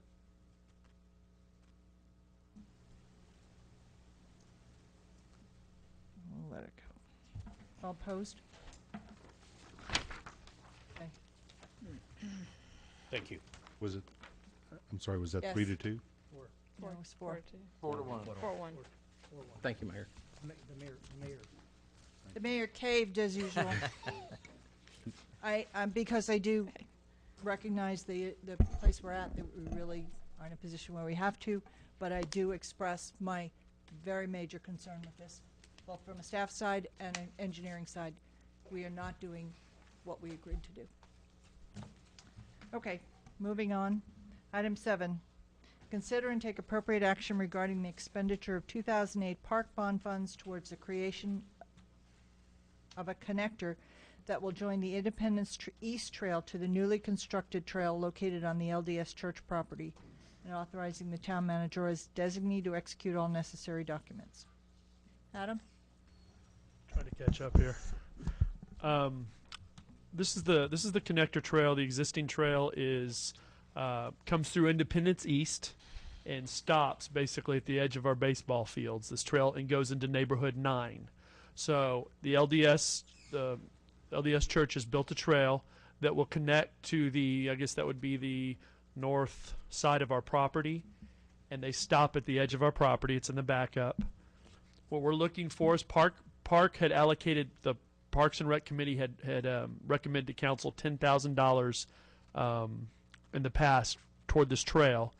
That wasn't a sufficient amount of money. As I said in the backup, we didn't take official vote on it, but they agreed this was a appropriate use for it. Well, this connects the trail that we have crossing Independence to the LDS trail, which they will then give to us, and that creates connectivity all the way to Trophy Club Drive, all the way to Parkview.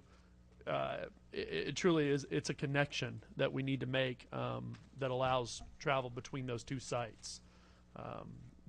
We came in. Mr. Helton got a really good bid for us. The original bid was $21,000. You see the bid in front of you today. So he got a bid that was almost $5,000 less. We do have to do some fence work as well. Like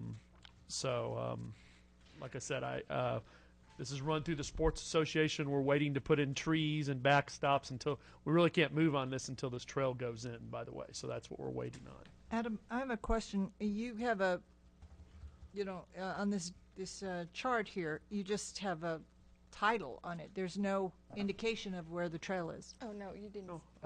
You didn't see the picture. It's on the picture. Is it on the picture? Yeah. It's like, don't tell me that. I did one. No, I'm looking at it on the screen. Yeah, if you do a rotate view, it should show you Yeah, Oh, I've got it the now. connection. Let me get it rotated back. copy I was looking Yeah, at you didn't just have couldn't see it. And then it shows you that is the piece There it that's missing, and then that does connect to the LDS trail. And there was some concern in the past also about a lot of the traffic coming through 9 coming that direction. This allows an alternate way for that as well. Okay. And have we talked with the resident, any residents near there? I know there was someone that asked to see what we're doing. You mean in Neighborhood 9? Well, if it- We originally presented this trail, if you'll recall, Yeah. with Neighborhood 9. Oh, yeah, they were involved. And even though, well, I won't even go there. It's well outside of 40-foot buffer zone. This trail is necessary for us to get installed. Oh, I absolutely. Before we put the trees in that we've already allocated resources for. Wasn't that covered in that town hall meeting we had with them? It did. Yeah. And we addressed that with the entire neighborhood. I thought we had agreed to meet with someone on it. Okay.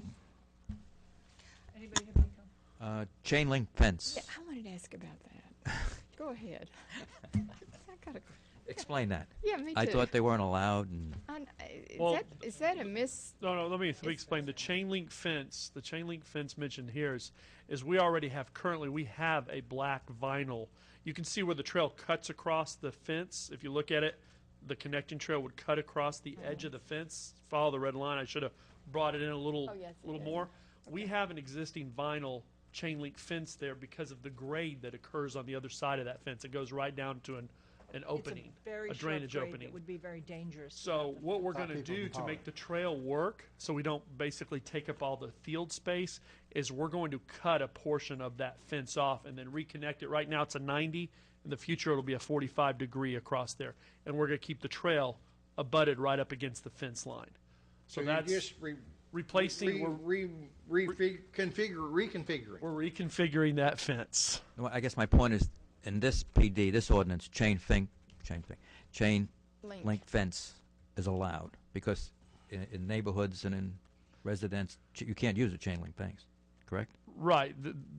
That is correct. This is on the public property. Our baseball fields are chain link, and the entire property is surrounded by a chain link, actually on one side. But it's black. Well, we have a regular chain link, actually. We'll be taking part of our chain link down because the LDS is bringing up their wrought iron fence to connect into our fence. Okay. So all in all, when this is done, it'll actually be a much more attractive design feature, the way it'll join us. Mike, I had mentioned to the town manager a couple of months ago when we were talking about this sidewalk. Now that that's going to be there, it's going to be a major foot traffic for school. That I was suggesting that we move that school zone sign marker back 100 feet this side, because that sidewalk is going to be right at where that comes out of that neighborhood. If you'll, and they've already poured the sidewalk or the trail. Mm-hmm. LDS part. Yes. That was a joke, Mayor. The trail, the sidewalk. I got it. They've already poured it, and if you'll notice, they poured an extension between the existing sidewalk and the curb, as if that were going to be a drop-off point or an entry point. That's coming out. Okay. That was poured in incorrectly. It never was intended. The the kids and patrons using that trail will come across at Lilyfield and up and then across. Does that make sense? Yep. And yes, we will probably end up relocating that School zone linker flasher to incorporate that. Thank you. One thing about this, is there any thought of making a little connector between this trail and the sidewalk off of this field?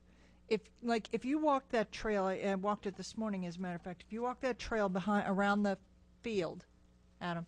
Yes, ma'am. Sorry, I was trying to boot it up on the screen, Okay. but I can't do it. Seems like.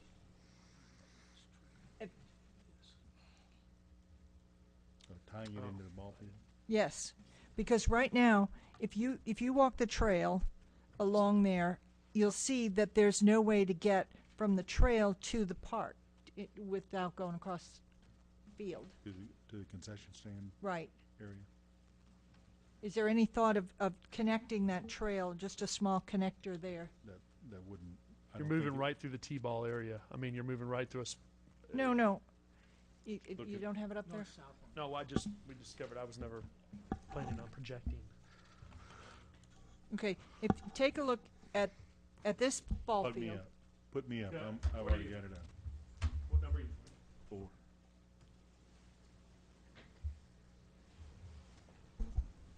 Should be up. Just like that. Okay, you see the corner of the Right here. Yeah, right there to there. I don't think that would conflict with T-ball, Adam.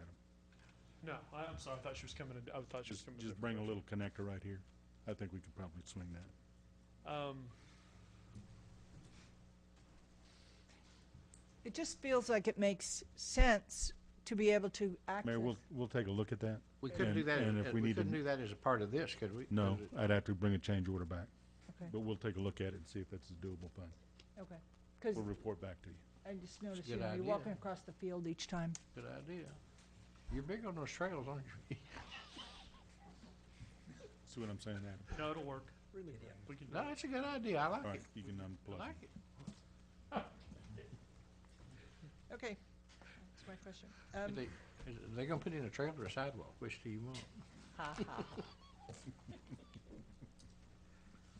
Those are more like trails. More like trails. Okay. Any other comment? All those in favor? We don't have a motion. No, before you, Sorry. and before you have a motion, I have a question. I just asked you. Well, the question is part of this funding is coming from Parks and Recs, from the bond fund, right? It's all. if you All vote of it. tonight, The it'll be all of it. $10,000. All, so We have some money, it's called liquidated damages from the contractor who yeah, built the. okay, so you're going Money to, set so, aside, it's still park bond money, we're using it to but it's offset the not amount. going to, in some ways it does, but, I mean, because the park board voted for an X amount on this. We're not a greater amount, but we're turning around and going back and saying, we're spending the rest of your money, even though it's the Liquidated damage. liquidated damages fund. And they're Cool. aware of that, and they're cool. Oh, they're, all right. And I don't think this will even make it into the liquidated damages, Mike. Mayor? By the way, I don't think it makes Please it vote. into Can we it. take So, a break? and they were aware of this. I told them at the last meeting that this would be coming forward, and there was no dissent. It's appropriate Okay. use of the funds. It's on the Okay. major bond project. Okay, I just want, I understood that it was a valid expenditure. I just want to make sure that we didn't undercut somebody, Okay, somebody want to make a motion? since I did that. Okay, I move to approve the expenditure of the 2008 Park Bond funds toward the creation of the connector that will join Independent East Trail to newly constructed trail located on the LDS church property. And authorize the mayor to sign necessary documents if required. Second. Okay, the motion's been made and seconded. Is there any other discussion? We didn't have any speakers, right? I just want to make sure. Okay, all those in favor? All right. Thank you. Okay, I think we're going to take a break just for about 5 minutes, and then we'll move on to number 8. Thank you. delay. We had to wait for some forms. It wasn't in mine. Okay, item 8. Consider and take appropriate action regarding a resolution creating a blue ribbon panel formed for the purpose of studying the current governmental structure within the town of Trophy Club and providing recommendations regarding the proposed town and Mud One consolidation and providing an effective date. As you may have heard last time, we had this recommendation, which I think is really good, to let the citizens take a look at this. Mike? Madam Mayor, based on your direction at the last meeting, before you is a resolution that basically outlines what we think we heard you talk about in terms of putting a blue ribbon panel together, comprised of 12 people, both from the MUD and the PID, that do not and currently do not serve as an elected or appointed commission on any commission or board of either the town or the MUD. What we need some direction from you is Section 6 of the proposed resolution would propose one of two ways of appointing this board, with the understanding that we're targeting August 5th council meeting to appoint this board. The first would be that we would have equal number representatives from the MUD and the PID, 12 members, and each of you as elected officials could appoint one each citizen from the MUD and PID to that board. The second process that we would ask you to consider is going out, just like we do with every other board or commission, advertise for those for this particular board, take applications until July 31st, and present those applications to you for consideration. That may be a little bit more challenging because you might, depending on how many applications we get, you may want to have a desire to interview each of them, or I mean that would be clearly on. You'd have to be comfortable with that appointment process if we went through the appointment or the soliciting the applications. But we're prepared to do that tomorrow if that's your direction. One concern that I had with soliciting the applications, which is kind of the way I would prefer, however, I was concerned with it being getting very confusing with all of our other committees and the timing and everything else. What are the dates on the other ones? I believe August 26th, our board and commission applications are due. Is that correct? I can look. And is it August 8th? You're right. Thank you. And, oh. Wait, I want to point out one thing. I made at the last meeting, I made the motion for this, but I want to point out that the idea for this germinated within the brain of Bill Rose and not me. But it also was a part of our And I think it was a good thing, and obviously I latched onto it, but I don't want to be remiss in pointing out that I do believe this is a very good idea, and that Mr. Rose should get, in case it fails, credit.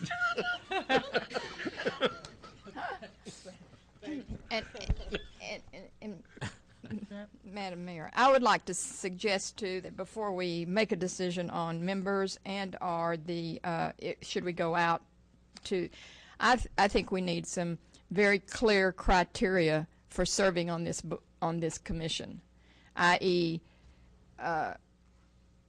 knowledge qualification, residence qualification, time that they will commit to the study, because it's going to be work, and it's going to have to be someone who will attend all of the meetings. Not, I just think we need some criteria on which we base then our selection decisions. on which we base our decisions or on which we, or whoever chooses to serve on the commission, there needs to be some very clear criteria in terms of serving. I just think 12 members is a lot of members. And it's enough, for sure. And the last two meetings we had, committees with expansion, vision. Yes. I mean, we didn't need a quorum for that, but they didn't show up, the 30 people. And that's what And I'm then saying. the charter review, they kept canceling a couple of times because they couldn't get a quorum. So That's the what more I'm people you saying. have in here, the harder it is to get the quorum. Forgetting the workload, I understand that. I just think 12 is a lot. And I mean, it'll take them 6 months just to get to know each other. And I don't disagree with that, too. And I think that's where I'm basing some of my thought process on is the vision, the charter committee, because I was on that and so forth. This is very, very important. And it needs to be someone who has the time, the energy, the commitment, and the follow-through. I think one of the things I think you're right. I think one of the things, though, is that about the number is that there's a lot of work that can be done and that needs to be done outside. A lot of research and a lot of gathering numbers and things like that, that I think that justifies being able to split up the work a bit with more people.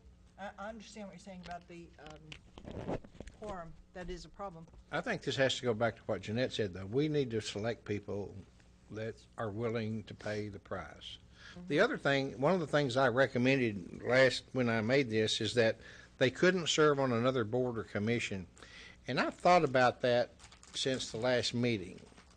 And I think of people like Pearl Ford, who she's on the Charter Commission. Does she serve on any other boards? And Charter Commission doesn't exist any longer. okay. Right? No, Isn't that it's- right? And okay, and I think about people, a board that doesn't meet a lot, but people that are attuned to the town's finances is CFAB. I can understand saying people on the park board, people on EDC 4B, but we have some intelligent people that I don't think we should totally rule out because they are currently on a commission, because we select them for that commission for the very qualities that we would like to have them on this. I think that applies definitely to people on the ethics thing, because they're on the ethics committee, but really they Yeah. don't have it. So I would suggest that as we discuss this tonight, that they could be on, let's name the particular, if you so are inclined, kind of sound like Mike Slido, to pick what particular board or commission they could be serving on and still serve on this one. Well, the other thing is, if each council member is going to appoint two, then that's the qualification. Or if you have to vet them, it's going to take more than 2 weeks. Exactly. Yeah, I'm with So you have to go on that. either or on that. Either you rely on the council members to take two guys, women, and that's it. Or the vetting process, I don't see it happening in 2 weeks. Just to get the applications in is going to take 2 weeks. So it's an either or. Yes, you're saying if we get the applications between the 16th and 31st to take action on the 5th, which is 1 week, not even, Yeah. is tight. Okay. Well, I think when you look at whether they're a member of another board or commission, you kind of have to look at, and this would be kind of in a discussion with them, because you have to say, would you be interested in doing this? And these are the kind of time factors we're looking at, and you know the time factors of your current board or commission, so do you feel that you would be able to make that type of commitment? And, I mean, if a person is comfortable doing that, I mean, if you get a retired guy, he's like, what am I going to do with the rest of my month? But somebody that's working could have a significant issue. And especially in the PID, it's the younger portion of the So town. I think it's to me, you're looking for the best quality you can get, but you also have to ask, are you available to serve question? And so I think that's, I'm kind of inclined to say that it's fine if you're on a board or commission, but you can't be on the council or the mud board and do it. I mean, beyond that, I'm fairly open. But in that same mode, anybody that's watching this, if you're really interested in doing this, I would encourage you to contact somebody on the council and say, hey, I want to do that. Well, the thing is that we currently have a guideline that you can't be on more than one council, one board or commission, and we do have the opportunity to override that if we choose to, like we have on occasion with ethics or something like that, right? This particular board is an ad hoc committee. It has a beginning and an end. Yeah. And it's not a permanent commission or board. Yeah. So in that vein, I don't see that that's going to be in conflict with anybody's handbook or. We did that for the Charter Review Commission, if I remember right. Mm-hmm. The one thing I'm not sure, but I lean towards allowing people to submit an application because I think there are a lot of people out there that we may not, any one of us know, that might be really good people that might be interested in doing this. Whereas if we just pick certain people, then we're going to, I don't know, we still have to make the choice.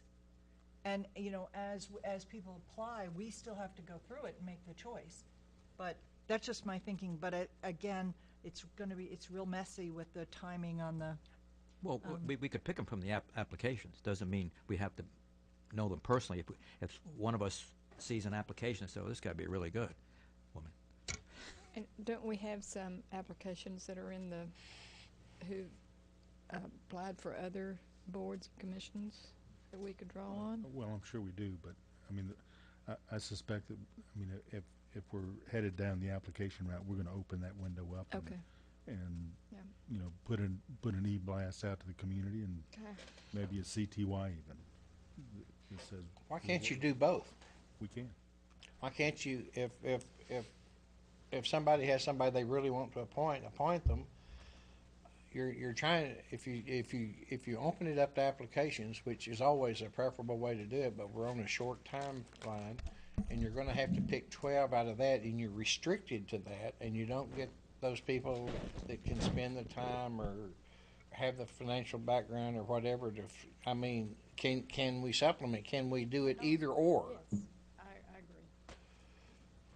So in other words, we could say each member will appoint 2 people, and those people may be chosen at their From choice application? or from the application. Yes. I think that's. Well, now here's another way to another way to tackle it, slightly different, and that's that you open it up for the 2-week time period, and if we know people that we want in that pot or in that pool, we call them and ask them to apply, and they can then apply or not apply.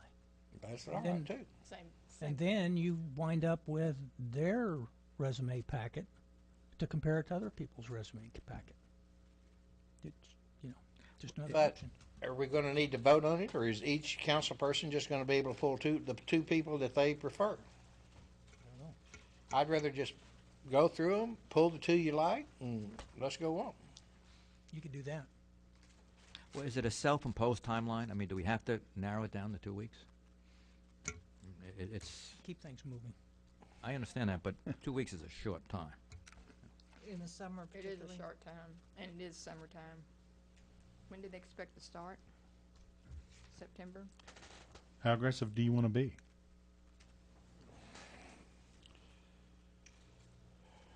I'm for moving ahead.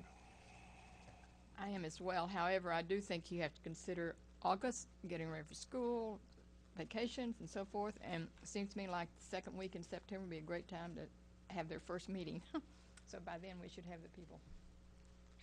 I also just noticed in here that you have a specific date for their meetings. And at least until we can get them organized and determine when. We did that with charter review because we didn't want to. I mean, it's a commitment on staff's part as well, and we have enough long night meetings and didn't want to meet on weekends and that kind of thing. I mean, and I think prior charter commissions did those kind of things. We met every Monday. We cracked the whip. Well, That's also just italicized as sort of a placeholder to determine whether the council wanted to even address those issues. I Right. think last time one of the reasons we did it too was so that we'd know we had a place to meet, because these meetings will be open to the public, so we need to make sure that the public can come and attend those meetings. So with all the meetings that get scheduled in all the various buildings, it's nice if you can have it in the same place every time you meet, because then people know where the meeting's going to be. So this was just something that we pulled together as a starting point. for the and- Charter Review Commission, it kind of worked that we would meet on the off Mondays that the council didn't meet. And then there was periodically a conflict because we would rearrange a council meeting. But that kind of gave us some framework to meet and plan our future by. Okay, I'm thinking now that we do have scheduled a town hall meeting in August. Correct. So it seems like that could take place, and we would be ready with a commission in place beginning 1st of September. So that'd give us a month, really, to identify really good, strong people that would want to participate. I might think the opposite. You have the town hall meeting, and people might say, I want to be involved in this. Well- So then you would have the appointments after that. Well, that's a good point, too. And So that's we- not a bad idea either. You have a council meeting August 19th.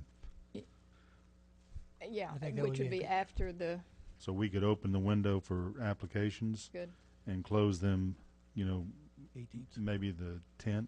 right. Yeah, if you're going to not do it before that meeting, then you at least need to leave a couple of days after, so that if you have people who are Right. attending and want to. And Why then we would you can, wait till the end to open the window? no, I think Close it. close it. You we close don't- the window right after that meeting, Open 2 it- days or something? Open the window now. Give them a couple of days to submit their application. If they're interested, we'll know about it right away. Open the window now and close it at that time frame. Fine, Make that's good. make I the like that. selection make the selection at the August 19th meeting. It depends on how you want to vet the applicants. Or do you want the staff to vet the applicants? Or I personally think you need to vet the applicants. Yeah, because after that, we're out of it. You're going to moderate, you're going That's to right. be the liaison, you're going to be there. It's a quicker process, too. So we could have a special call Us too. meeting to review Yeah. the applications. Why not? We're meeting all. Or we may need to, review the applications and then talk to some of the people. Well, you could do that on August 19th during the workshop. Okay. If you're committed to maybe like a 5-minute All right. visit. Face with the Have we come to a point here? I'm confused as to where we ended up. Yeah, You can do it, because you know what modifications we just made. I think what I hear you telling me is open the windows for application, close them after the town hall meeting, and point for August 19th as an appointment date, and do whatever is necessary to get it done to vet those applicants before August 19th. When is that town hall meeting again? What day? August 8th. Yes, that's plenty of time, because if they wanted to watch it on the video, Right.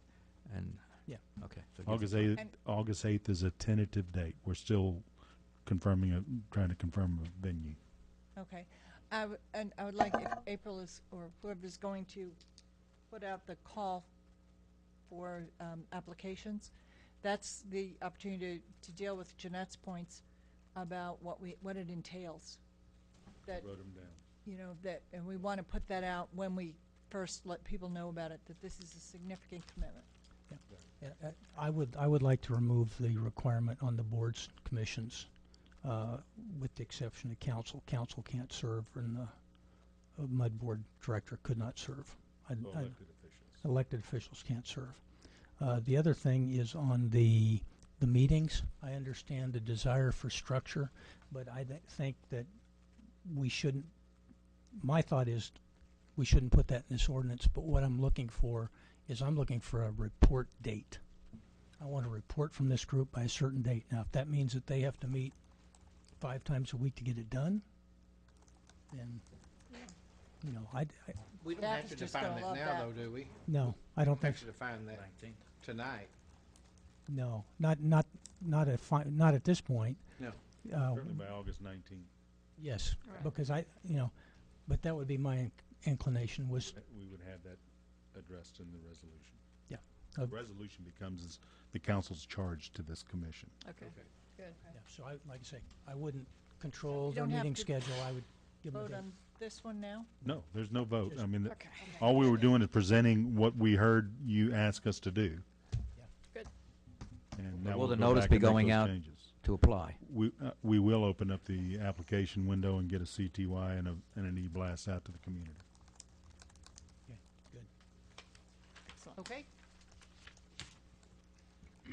So you don't need any vote from us on any of No, that? ma'am. Okay, got it. Item 9, consider and take appropriate action regarding a resolution calling certain outstanding obligations for redemption, authorizing payment of the Series 2010 tax notes held by the Independent Bankers Bank for the amount of $280,700.25, authorizing payment of the 2007 certificates of obligation held by Zion's Bank for the amount of $261,536, and resolving other related matters. Michael? Mayor and council, I know that you're familiar with this particular item. As you remember, this falls in line with our original debt restructure plan. We knew that we would be calling that debt last January, which was being funded by 4A and 4B. We did that, and there are two more debt instruments that 4A has in the past funded through a transfer to the debt service fund, that being a portion of the 2010 tax notes and the entirety of the debt service on certificates of obligation series 2007. And so the plan all along was if the vote passed in May to create a crime control and prevention district, the EDC 4A would dissolve as of 9/30. And so the goal has always been to satisfy the debt that 4A had been servicing, and this is part of that. The repayment, or the, I guess if you call it the defeasance or the calling of this debt, is scheduled to happen on 9/1, which would precede the dissolution of the 4A. And so there's a portion of the 2010 tax notes that are also being funded by the general fund for equipment purchases, that kind of thing. We do that through a transfer. So there's a portion of that debt that's being called that is associated with the general fund. So for the 2010 tax notes, the amount to call the debt is $280,700.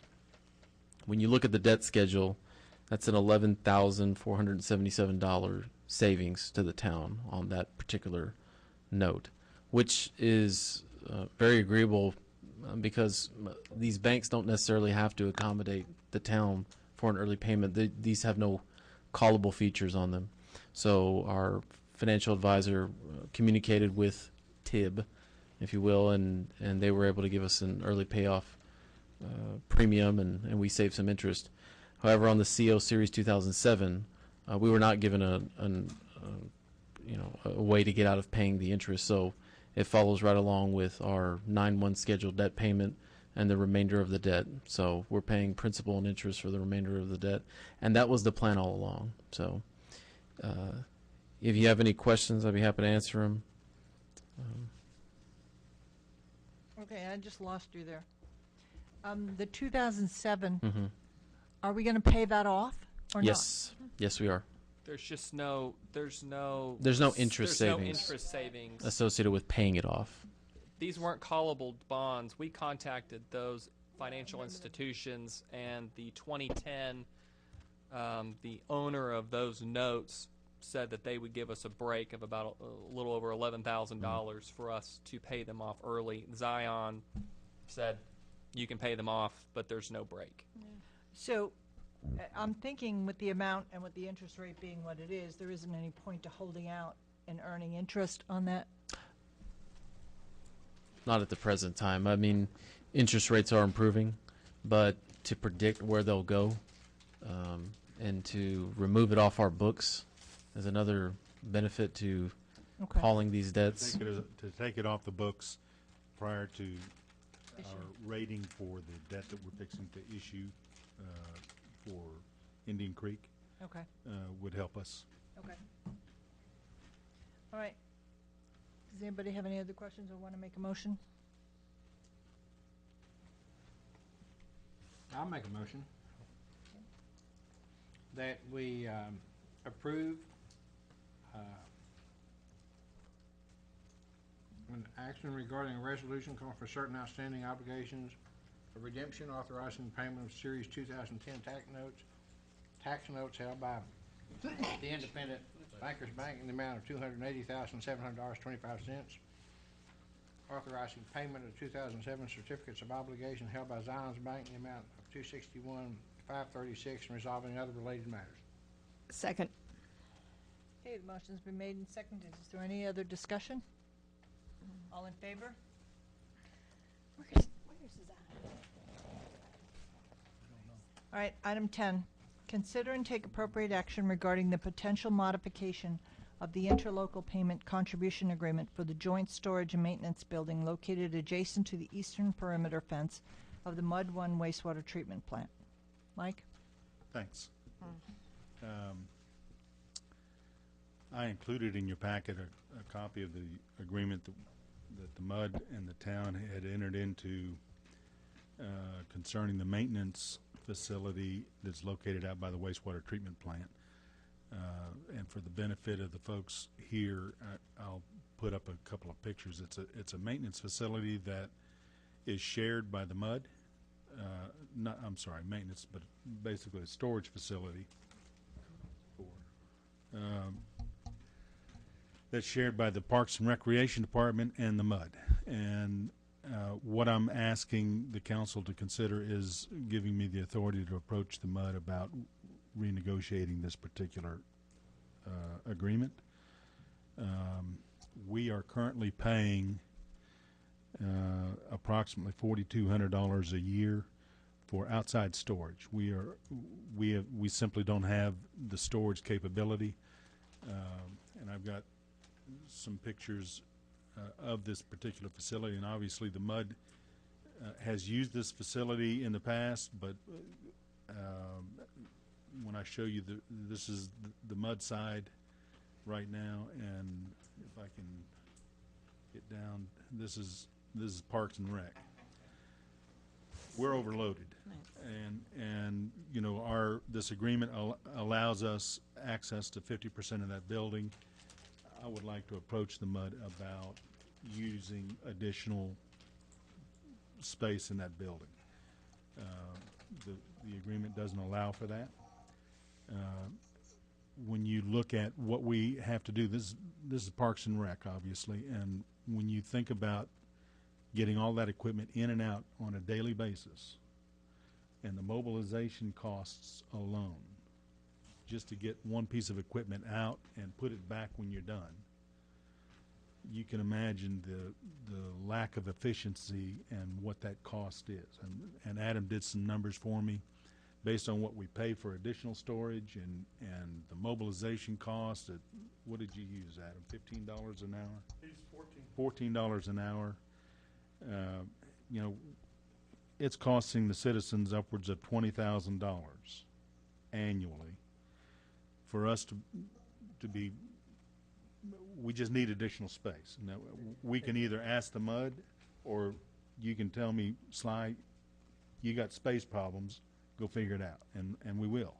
I'd like to approach the MUD, and I know that Jennifer's here tonight, so I would like to have that discussion and perhaps present an amendment to this agreement that we have, authorizing us to use additional space. Frankly, you know, we would love to be able to access additional space that's obviously available that is available, but we don't have access to. So if you were able to use this additional space, what about the other rental space that you're using? Would that take you wouldn't have to use that anymore? Is Well, that? it would certainly relieve a lot of that. It's probably smart that we would exclude the Christmas decorations that we have in one of yeah. those facilities, just because this is used on a daily basis. Right. It would probably get ruined over time. It would reduce the but, cost. But the rest of that stuff, yeah, we could probably eliminate one, wouldn't you say, Adam? Oh, yeah. And again, we're currently paying, in effect, rent for this half Right. of that building. We have no ownership in that building. Initially, Jennifer and I had just a very quick discussion about the idea of, would the MUD be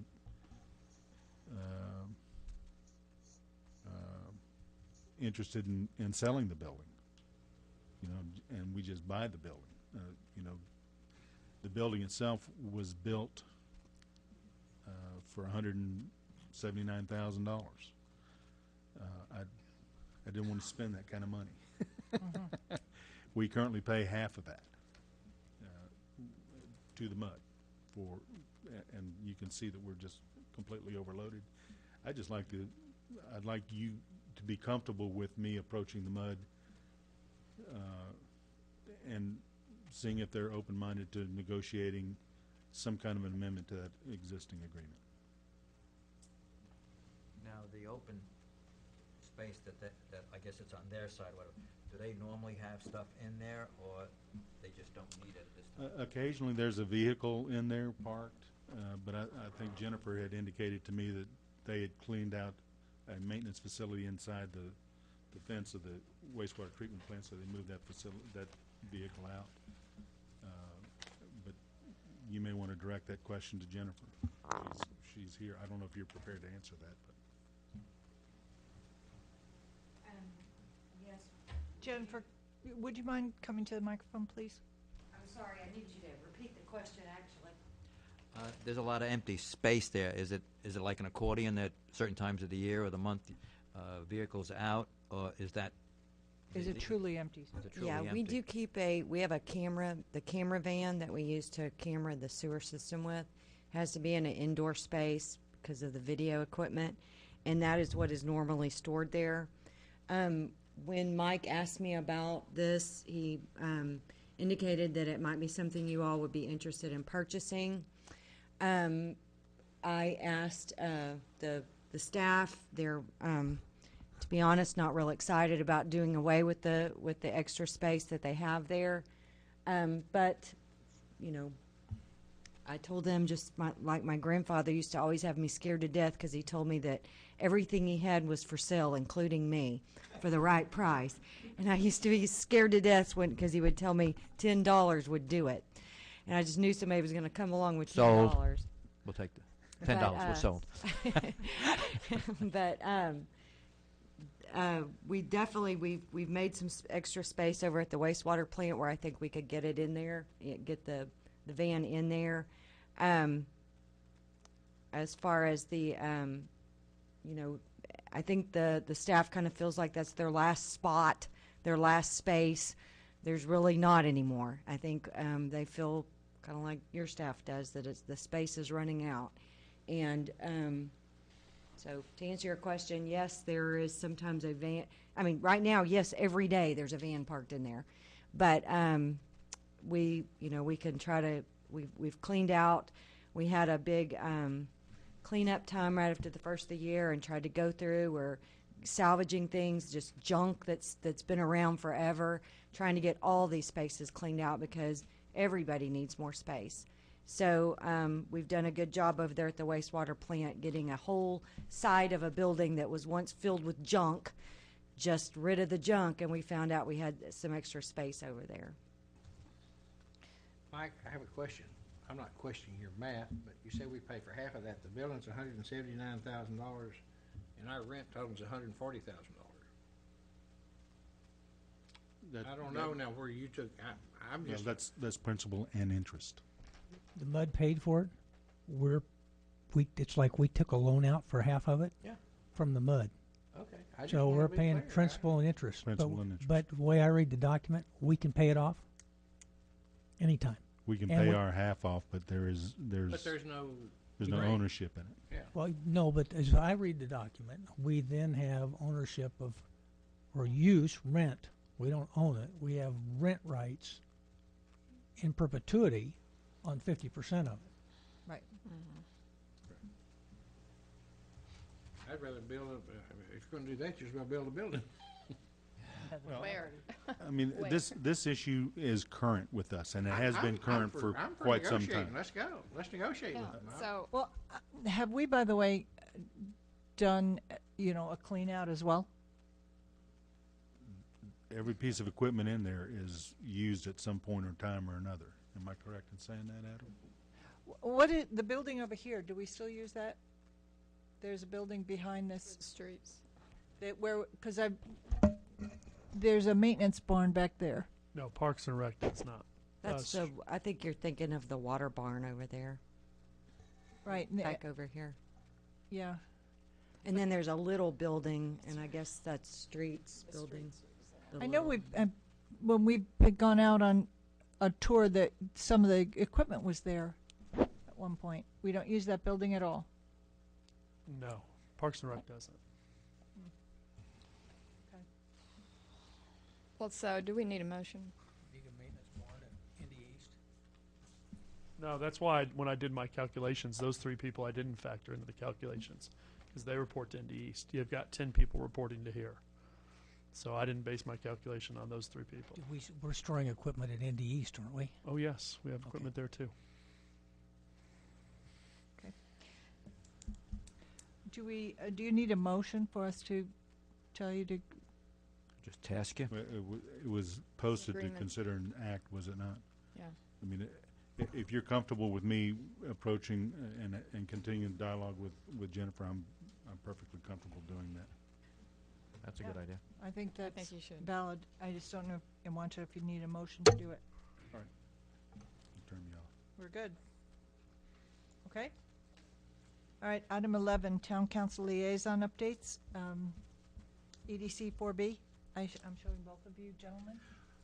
I didn't go to the workshop. I had a conflict that day, but I did go to the EDC 4B meeting, and it was rather uneventful. I mean, there wasn't a lot on the agenda that evening, as I recall.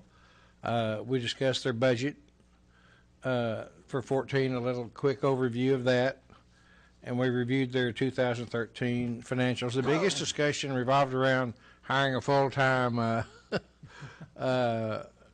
employee to be shared with or without the town's participation, maybe, to handle EDC priorities. They don't know that they can keep a person full-time right now. And so the discussion came about. Mike talked about the town sharing, but then they pick up some of the workload with April in public information. But it was a rather uneventful meeting other than that. And like I say, I didn't make the workshop. Greg, did you have anything to add? I went to the retreat and started around 12, and around 4:30 they got into the subject that I thought was good about retaining business, but time ran out. I would have loved to stay until 7, because to me, if you retain the business, you can attract business, because there's nothing worse than having storefronts open and close. And they just blended together how they're going to work together and try and solicit business, whether it be for coupons. I think the signage has to be done. Something's got to be done with our signage in our shopping centers. And Trophy Lake Drive, just getting in and out of that shopping center. Yeah. How we're going to handle that, whether it's medians, that's not for me to try and visualize, but something's got to be done there. And I almost got hit the other day, just it zooms right out of the Tom Thumb, and she thinks she can make it, and then realizes somebody's coming out of the roundabout and slams on the brakes. The trees, I know it's a tough subject, but with the signages, with the trees, all that stuff we got to look at to retain business so they can see it and go into it. I think retaining is a big issue here. They really keyed in on kind of 3 strategic priorities, which was target, attract, retain, maintain. And then underneath each one of those, there were specific actions that the board wants to take on or look into further and I thought overall it was a great session. It was a really good starting point. We didn't finish, and just like when we started developing the council strategy map and hits and misses and those things, it's evolved over several years. This Rome's not built in a day, and 6 hours. It was pretty intense 6 hours of work, and we could have probably stayed till midnight, or another 6 hours. But that's something we'll continue to do, and the board did, I think, a really good job. And Deloitte donated the facilitators from their Deloitte University campus, and so we were really appreciative of what Deloitte was able to do for us, and they don't normally do that. So How did that come about? David David do Rode that? on the board Yeah, is okay, the good. That's manager what I of thought. Deloitte Yeah. University, and he went to his boss and That's asked wonderful. if that would be something that the company would be willing to do. They do in-kind services, and that got approved, and we were able to utilize Excellent. By the way, that just reminded me. You all get that magazine, Texas Town and Country, and in the most recent one, there's an article. I think it's something like 50 tips for elected officials. Or something. It was I thought that was a really good article. I read all 50. Matter of fact, I talked to Mike about some of them today. I just wanted to make sure everybody saw that because it really hit on a lot of those things. And it did talk about facilitators. That's one reason made me think of it. Okay. Item 12. Were there any other meetings that anyone attended as a liaison? No? Okay, item 12, town manager update. Thank you, Mayor. As you know, the citizens in May elected to have a 7-member council come November. So we'll be having another election in November. And just wanted to give you an update on what those filing dates are. We'll open, actually the first day to file is July 27th. I think that's a weekend, is it not, Amy? That's Can't be. that's really December, July maybe. the 27th December? I think, or November? yeah, it's July 27th. Well, That's a general Saturday. election, so it's probably different. Amy will be here bright and early on the 30th, on Monday morning. For those who are interested and want to be aggressive about getting their filing started. The last day to file will be August the 26th. The council will call the election, and here we go. And for a November election for a 7th council member. Wow. So that date is right around the corner, and that's why I wanted to call it to your attention. July 4th. Well, what can be said about July 4th that hasn't already been written or said? Just an absolute wonderful event that really displayed the culture and community spirit of Trophy Club and what it's all about. I can't tell you how many volunteers were involved. A special shout out to a lady back here who happens to be somebody I know. Dina Boudreau took on the parade this year along with her committee, and I think blew everybody's expectations away as it resulted from the parade. But the events, Adam and his guys, fire, police, streets, PIO, marketing, every single facet of this organization had something to do with the July 4th 2013 celebration, and we worked as a team. We worked, it didn't matter what your job was. If you needed help, people jumped in and got it done, and our citizens were the ones that benefited from all of that. So I'm just very, very proud of our staff. I'm very, very proud of the volunteers who extended their time and commitment to our community. The flags were beautiful. The parade was phenomenal.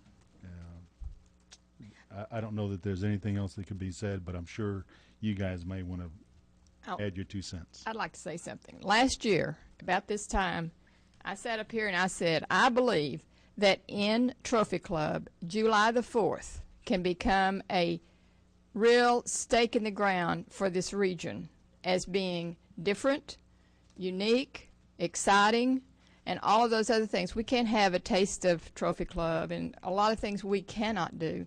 But I really believe that the 4th of July is a time that we can do. And there's so much excitement around it. And we all have stories, but it's wonderful to hear the stories of people from out of town who come into town to be here.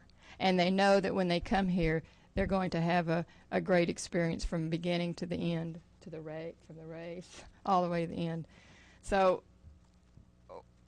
I mean, we've really raised the bar. So what's next year, you know? So kudos, Adam, and your team. Great job. And Great job.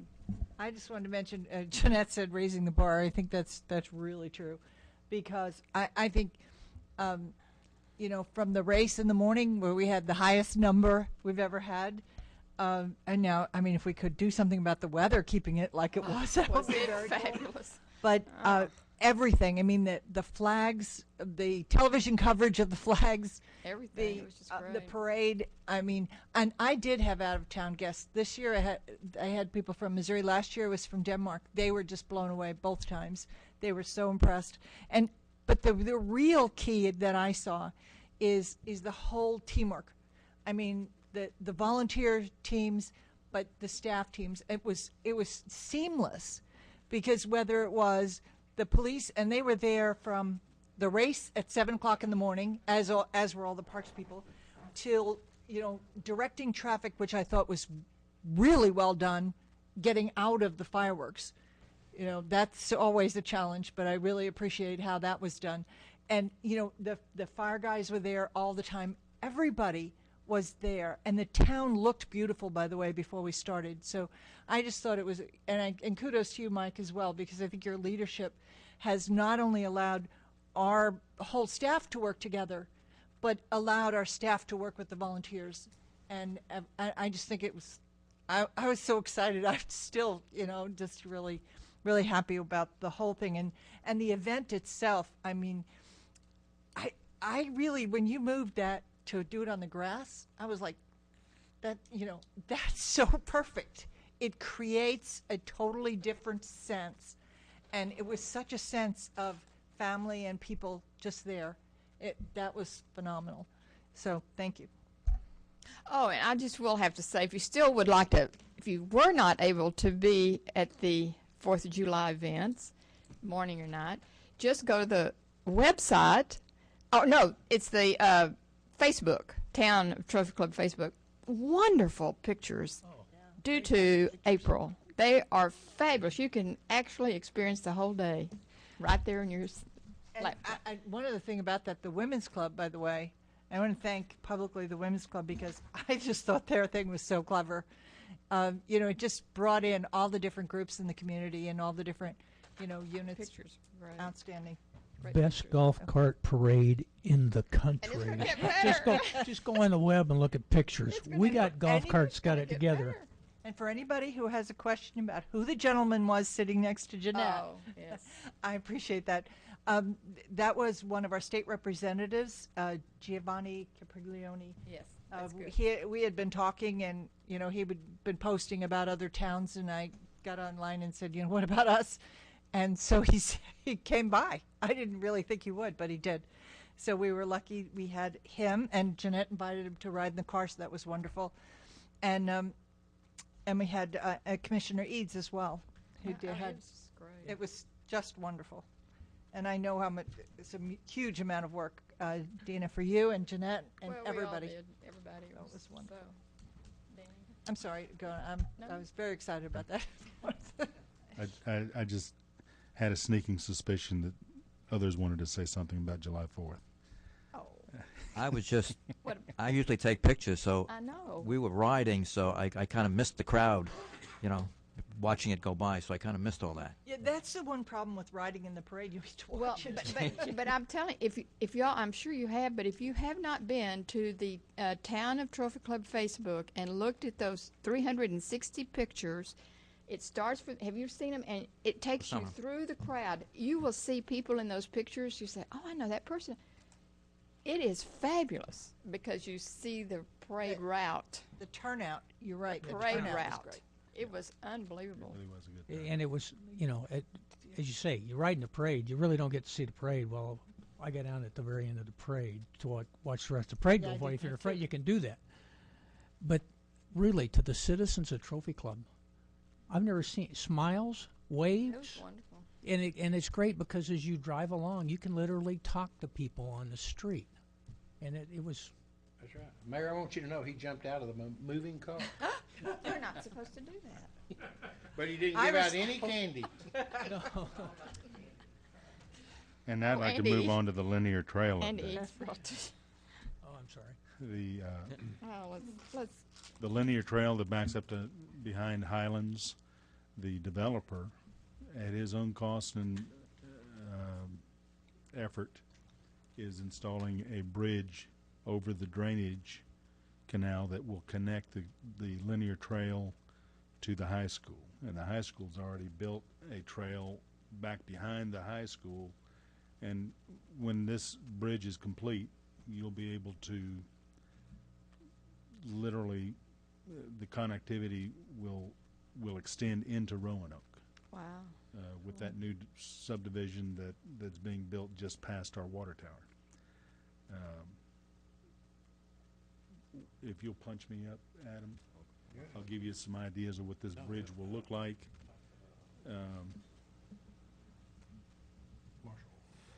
And again, they're doing this because we asked them to.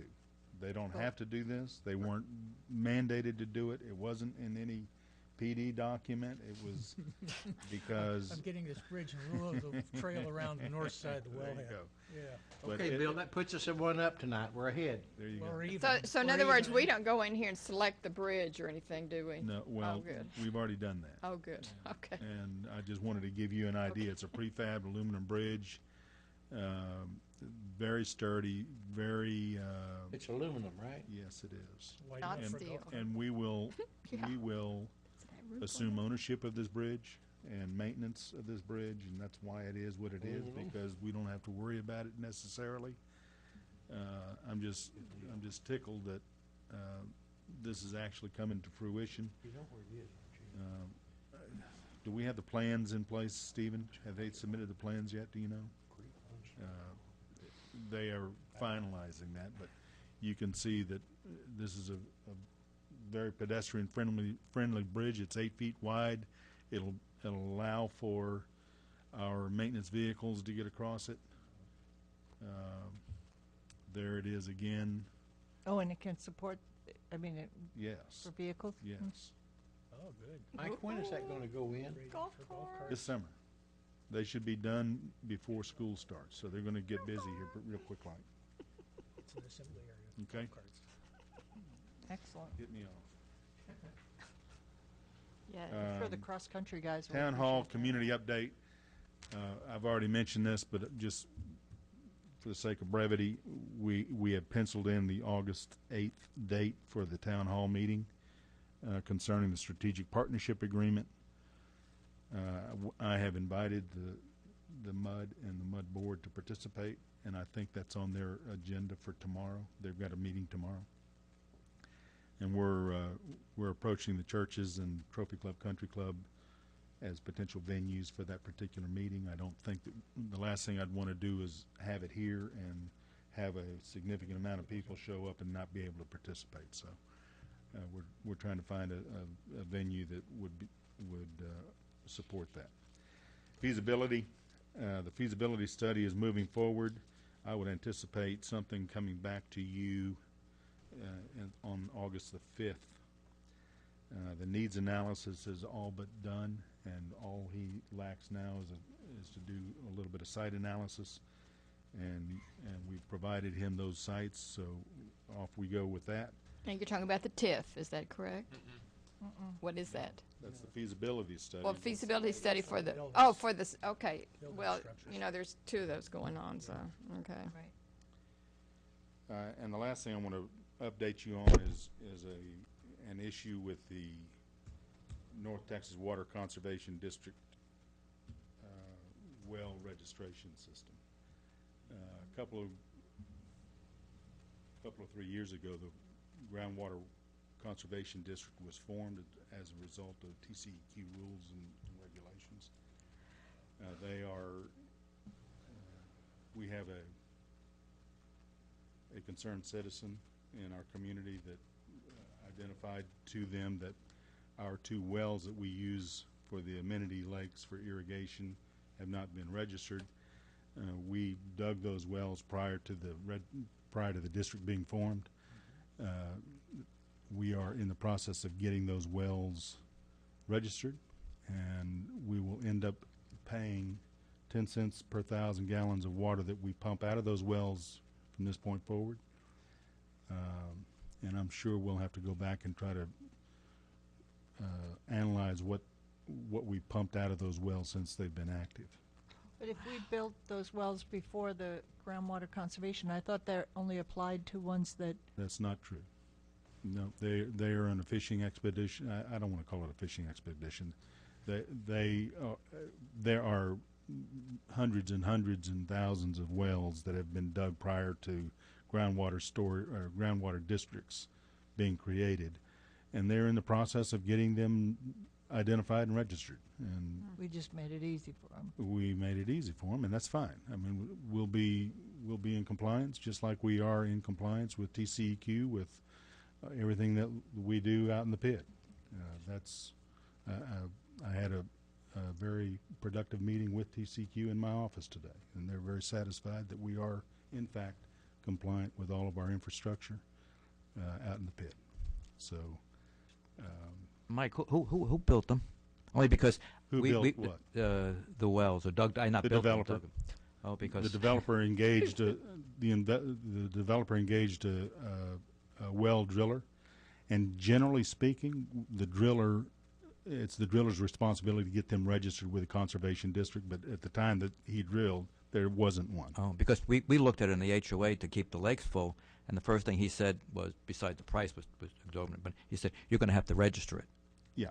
But you Well, get a if permit if or whatever the paperwork was. If it produces more than 25 gallons per minute, you'd have to register it. Okay. So he just built it without filing the paperwork then. Well, there was nothing to file. No paperwork to file. There was nothing to file. We dug those before the conservation district was created. Okay. We'll get it right. I'd like to point out that the Water Conservation District in the pit is working well. I got up the other morning and there was a note on my door from Officer Shannon, who said I was watering on the wrong day, and I went out and checked my sprinkler system. I'm just letting y'all know you might want to check.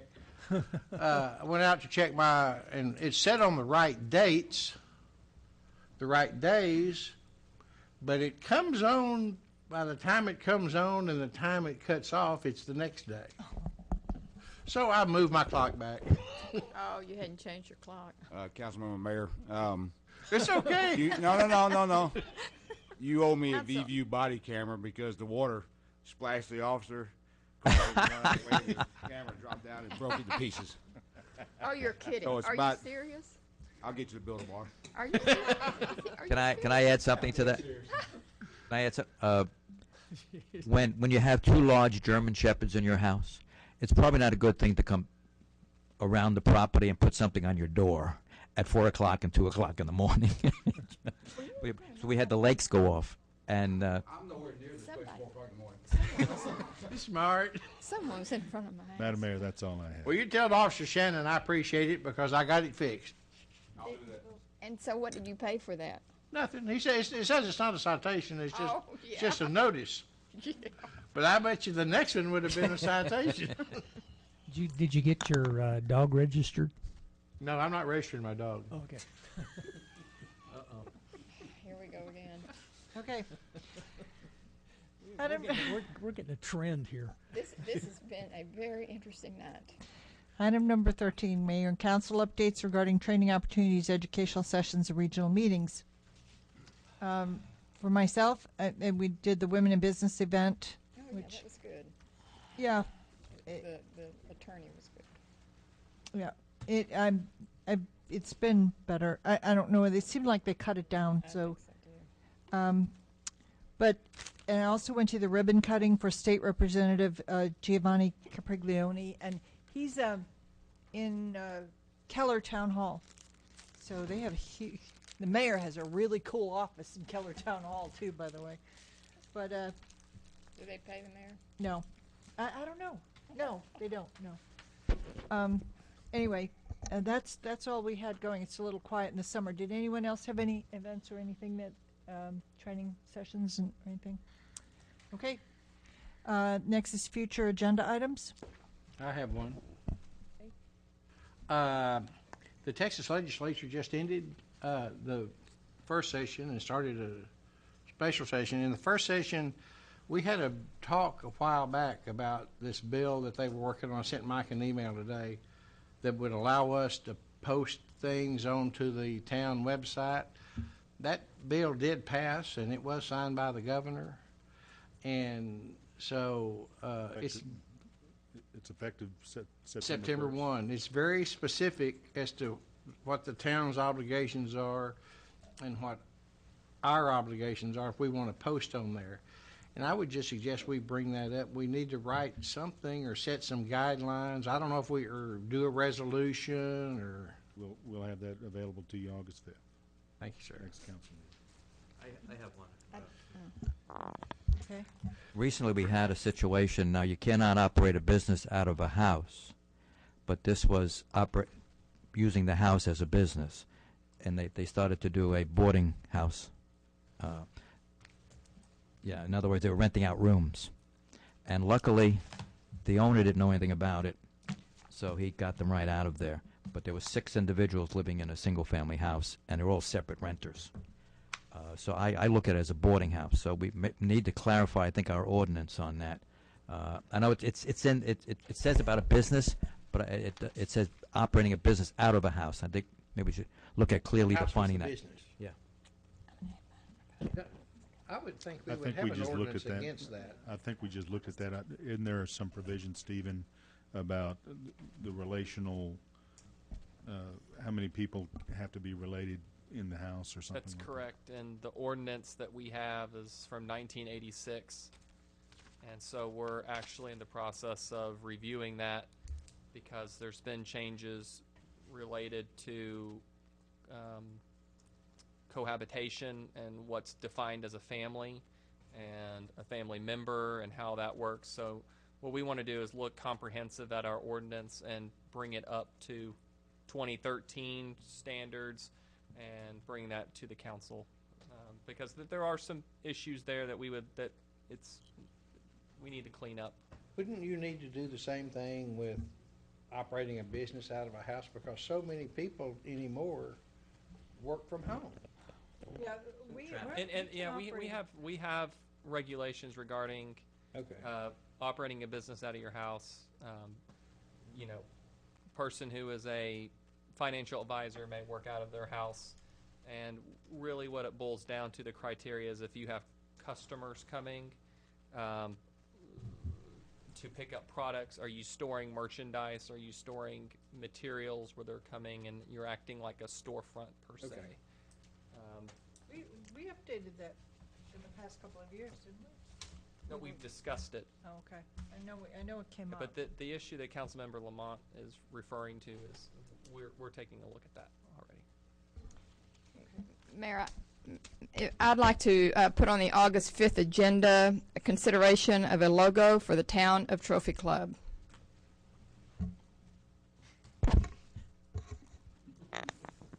Everybody's just sort of. That's what I want to do. We need a logo in this town. Is there another one of you that would like to have that? I mean, it would require 2 of you to put that on the agenda. Not with a 10-foot pole.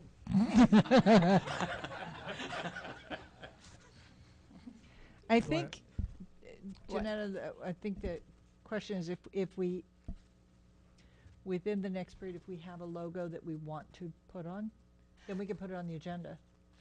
Do we have Well, one?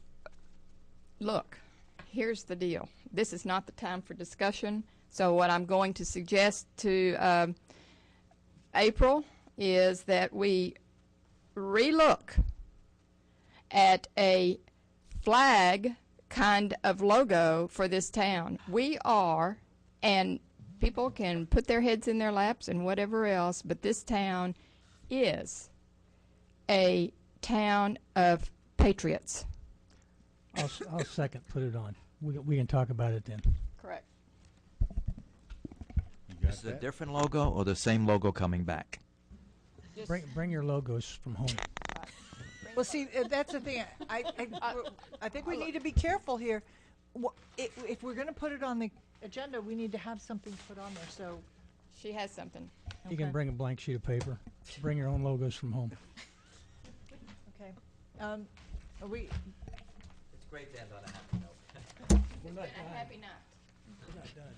For some people. All right. We have executive session, right? Yes. Okay. All right, item 15. Pursuant to Texas Government Code annotated subchapter 551, council will convene into a closed executive session as authorized by section 551.0712, consultation with attorney on a matter in which the duty of the attorney to the governmental body under the disciplinary rules of professional conduct of the State Bar of Texas clearly conflict with the Open Meetings Act. 1. Water and wastewater services for PID, alternative services for the PID, terms of interlocal agreement for provision of water and wastewater services, town assets, and related matters. We'll go into executive session at 10:12. You guys are at 11:28. There's no action to be taken. Motion to adjourn. Second. Meeting is adjourned at 11:29.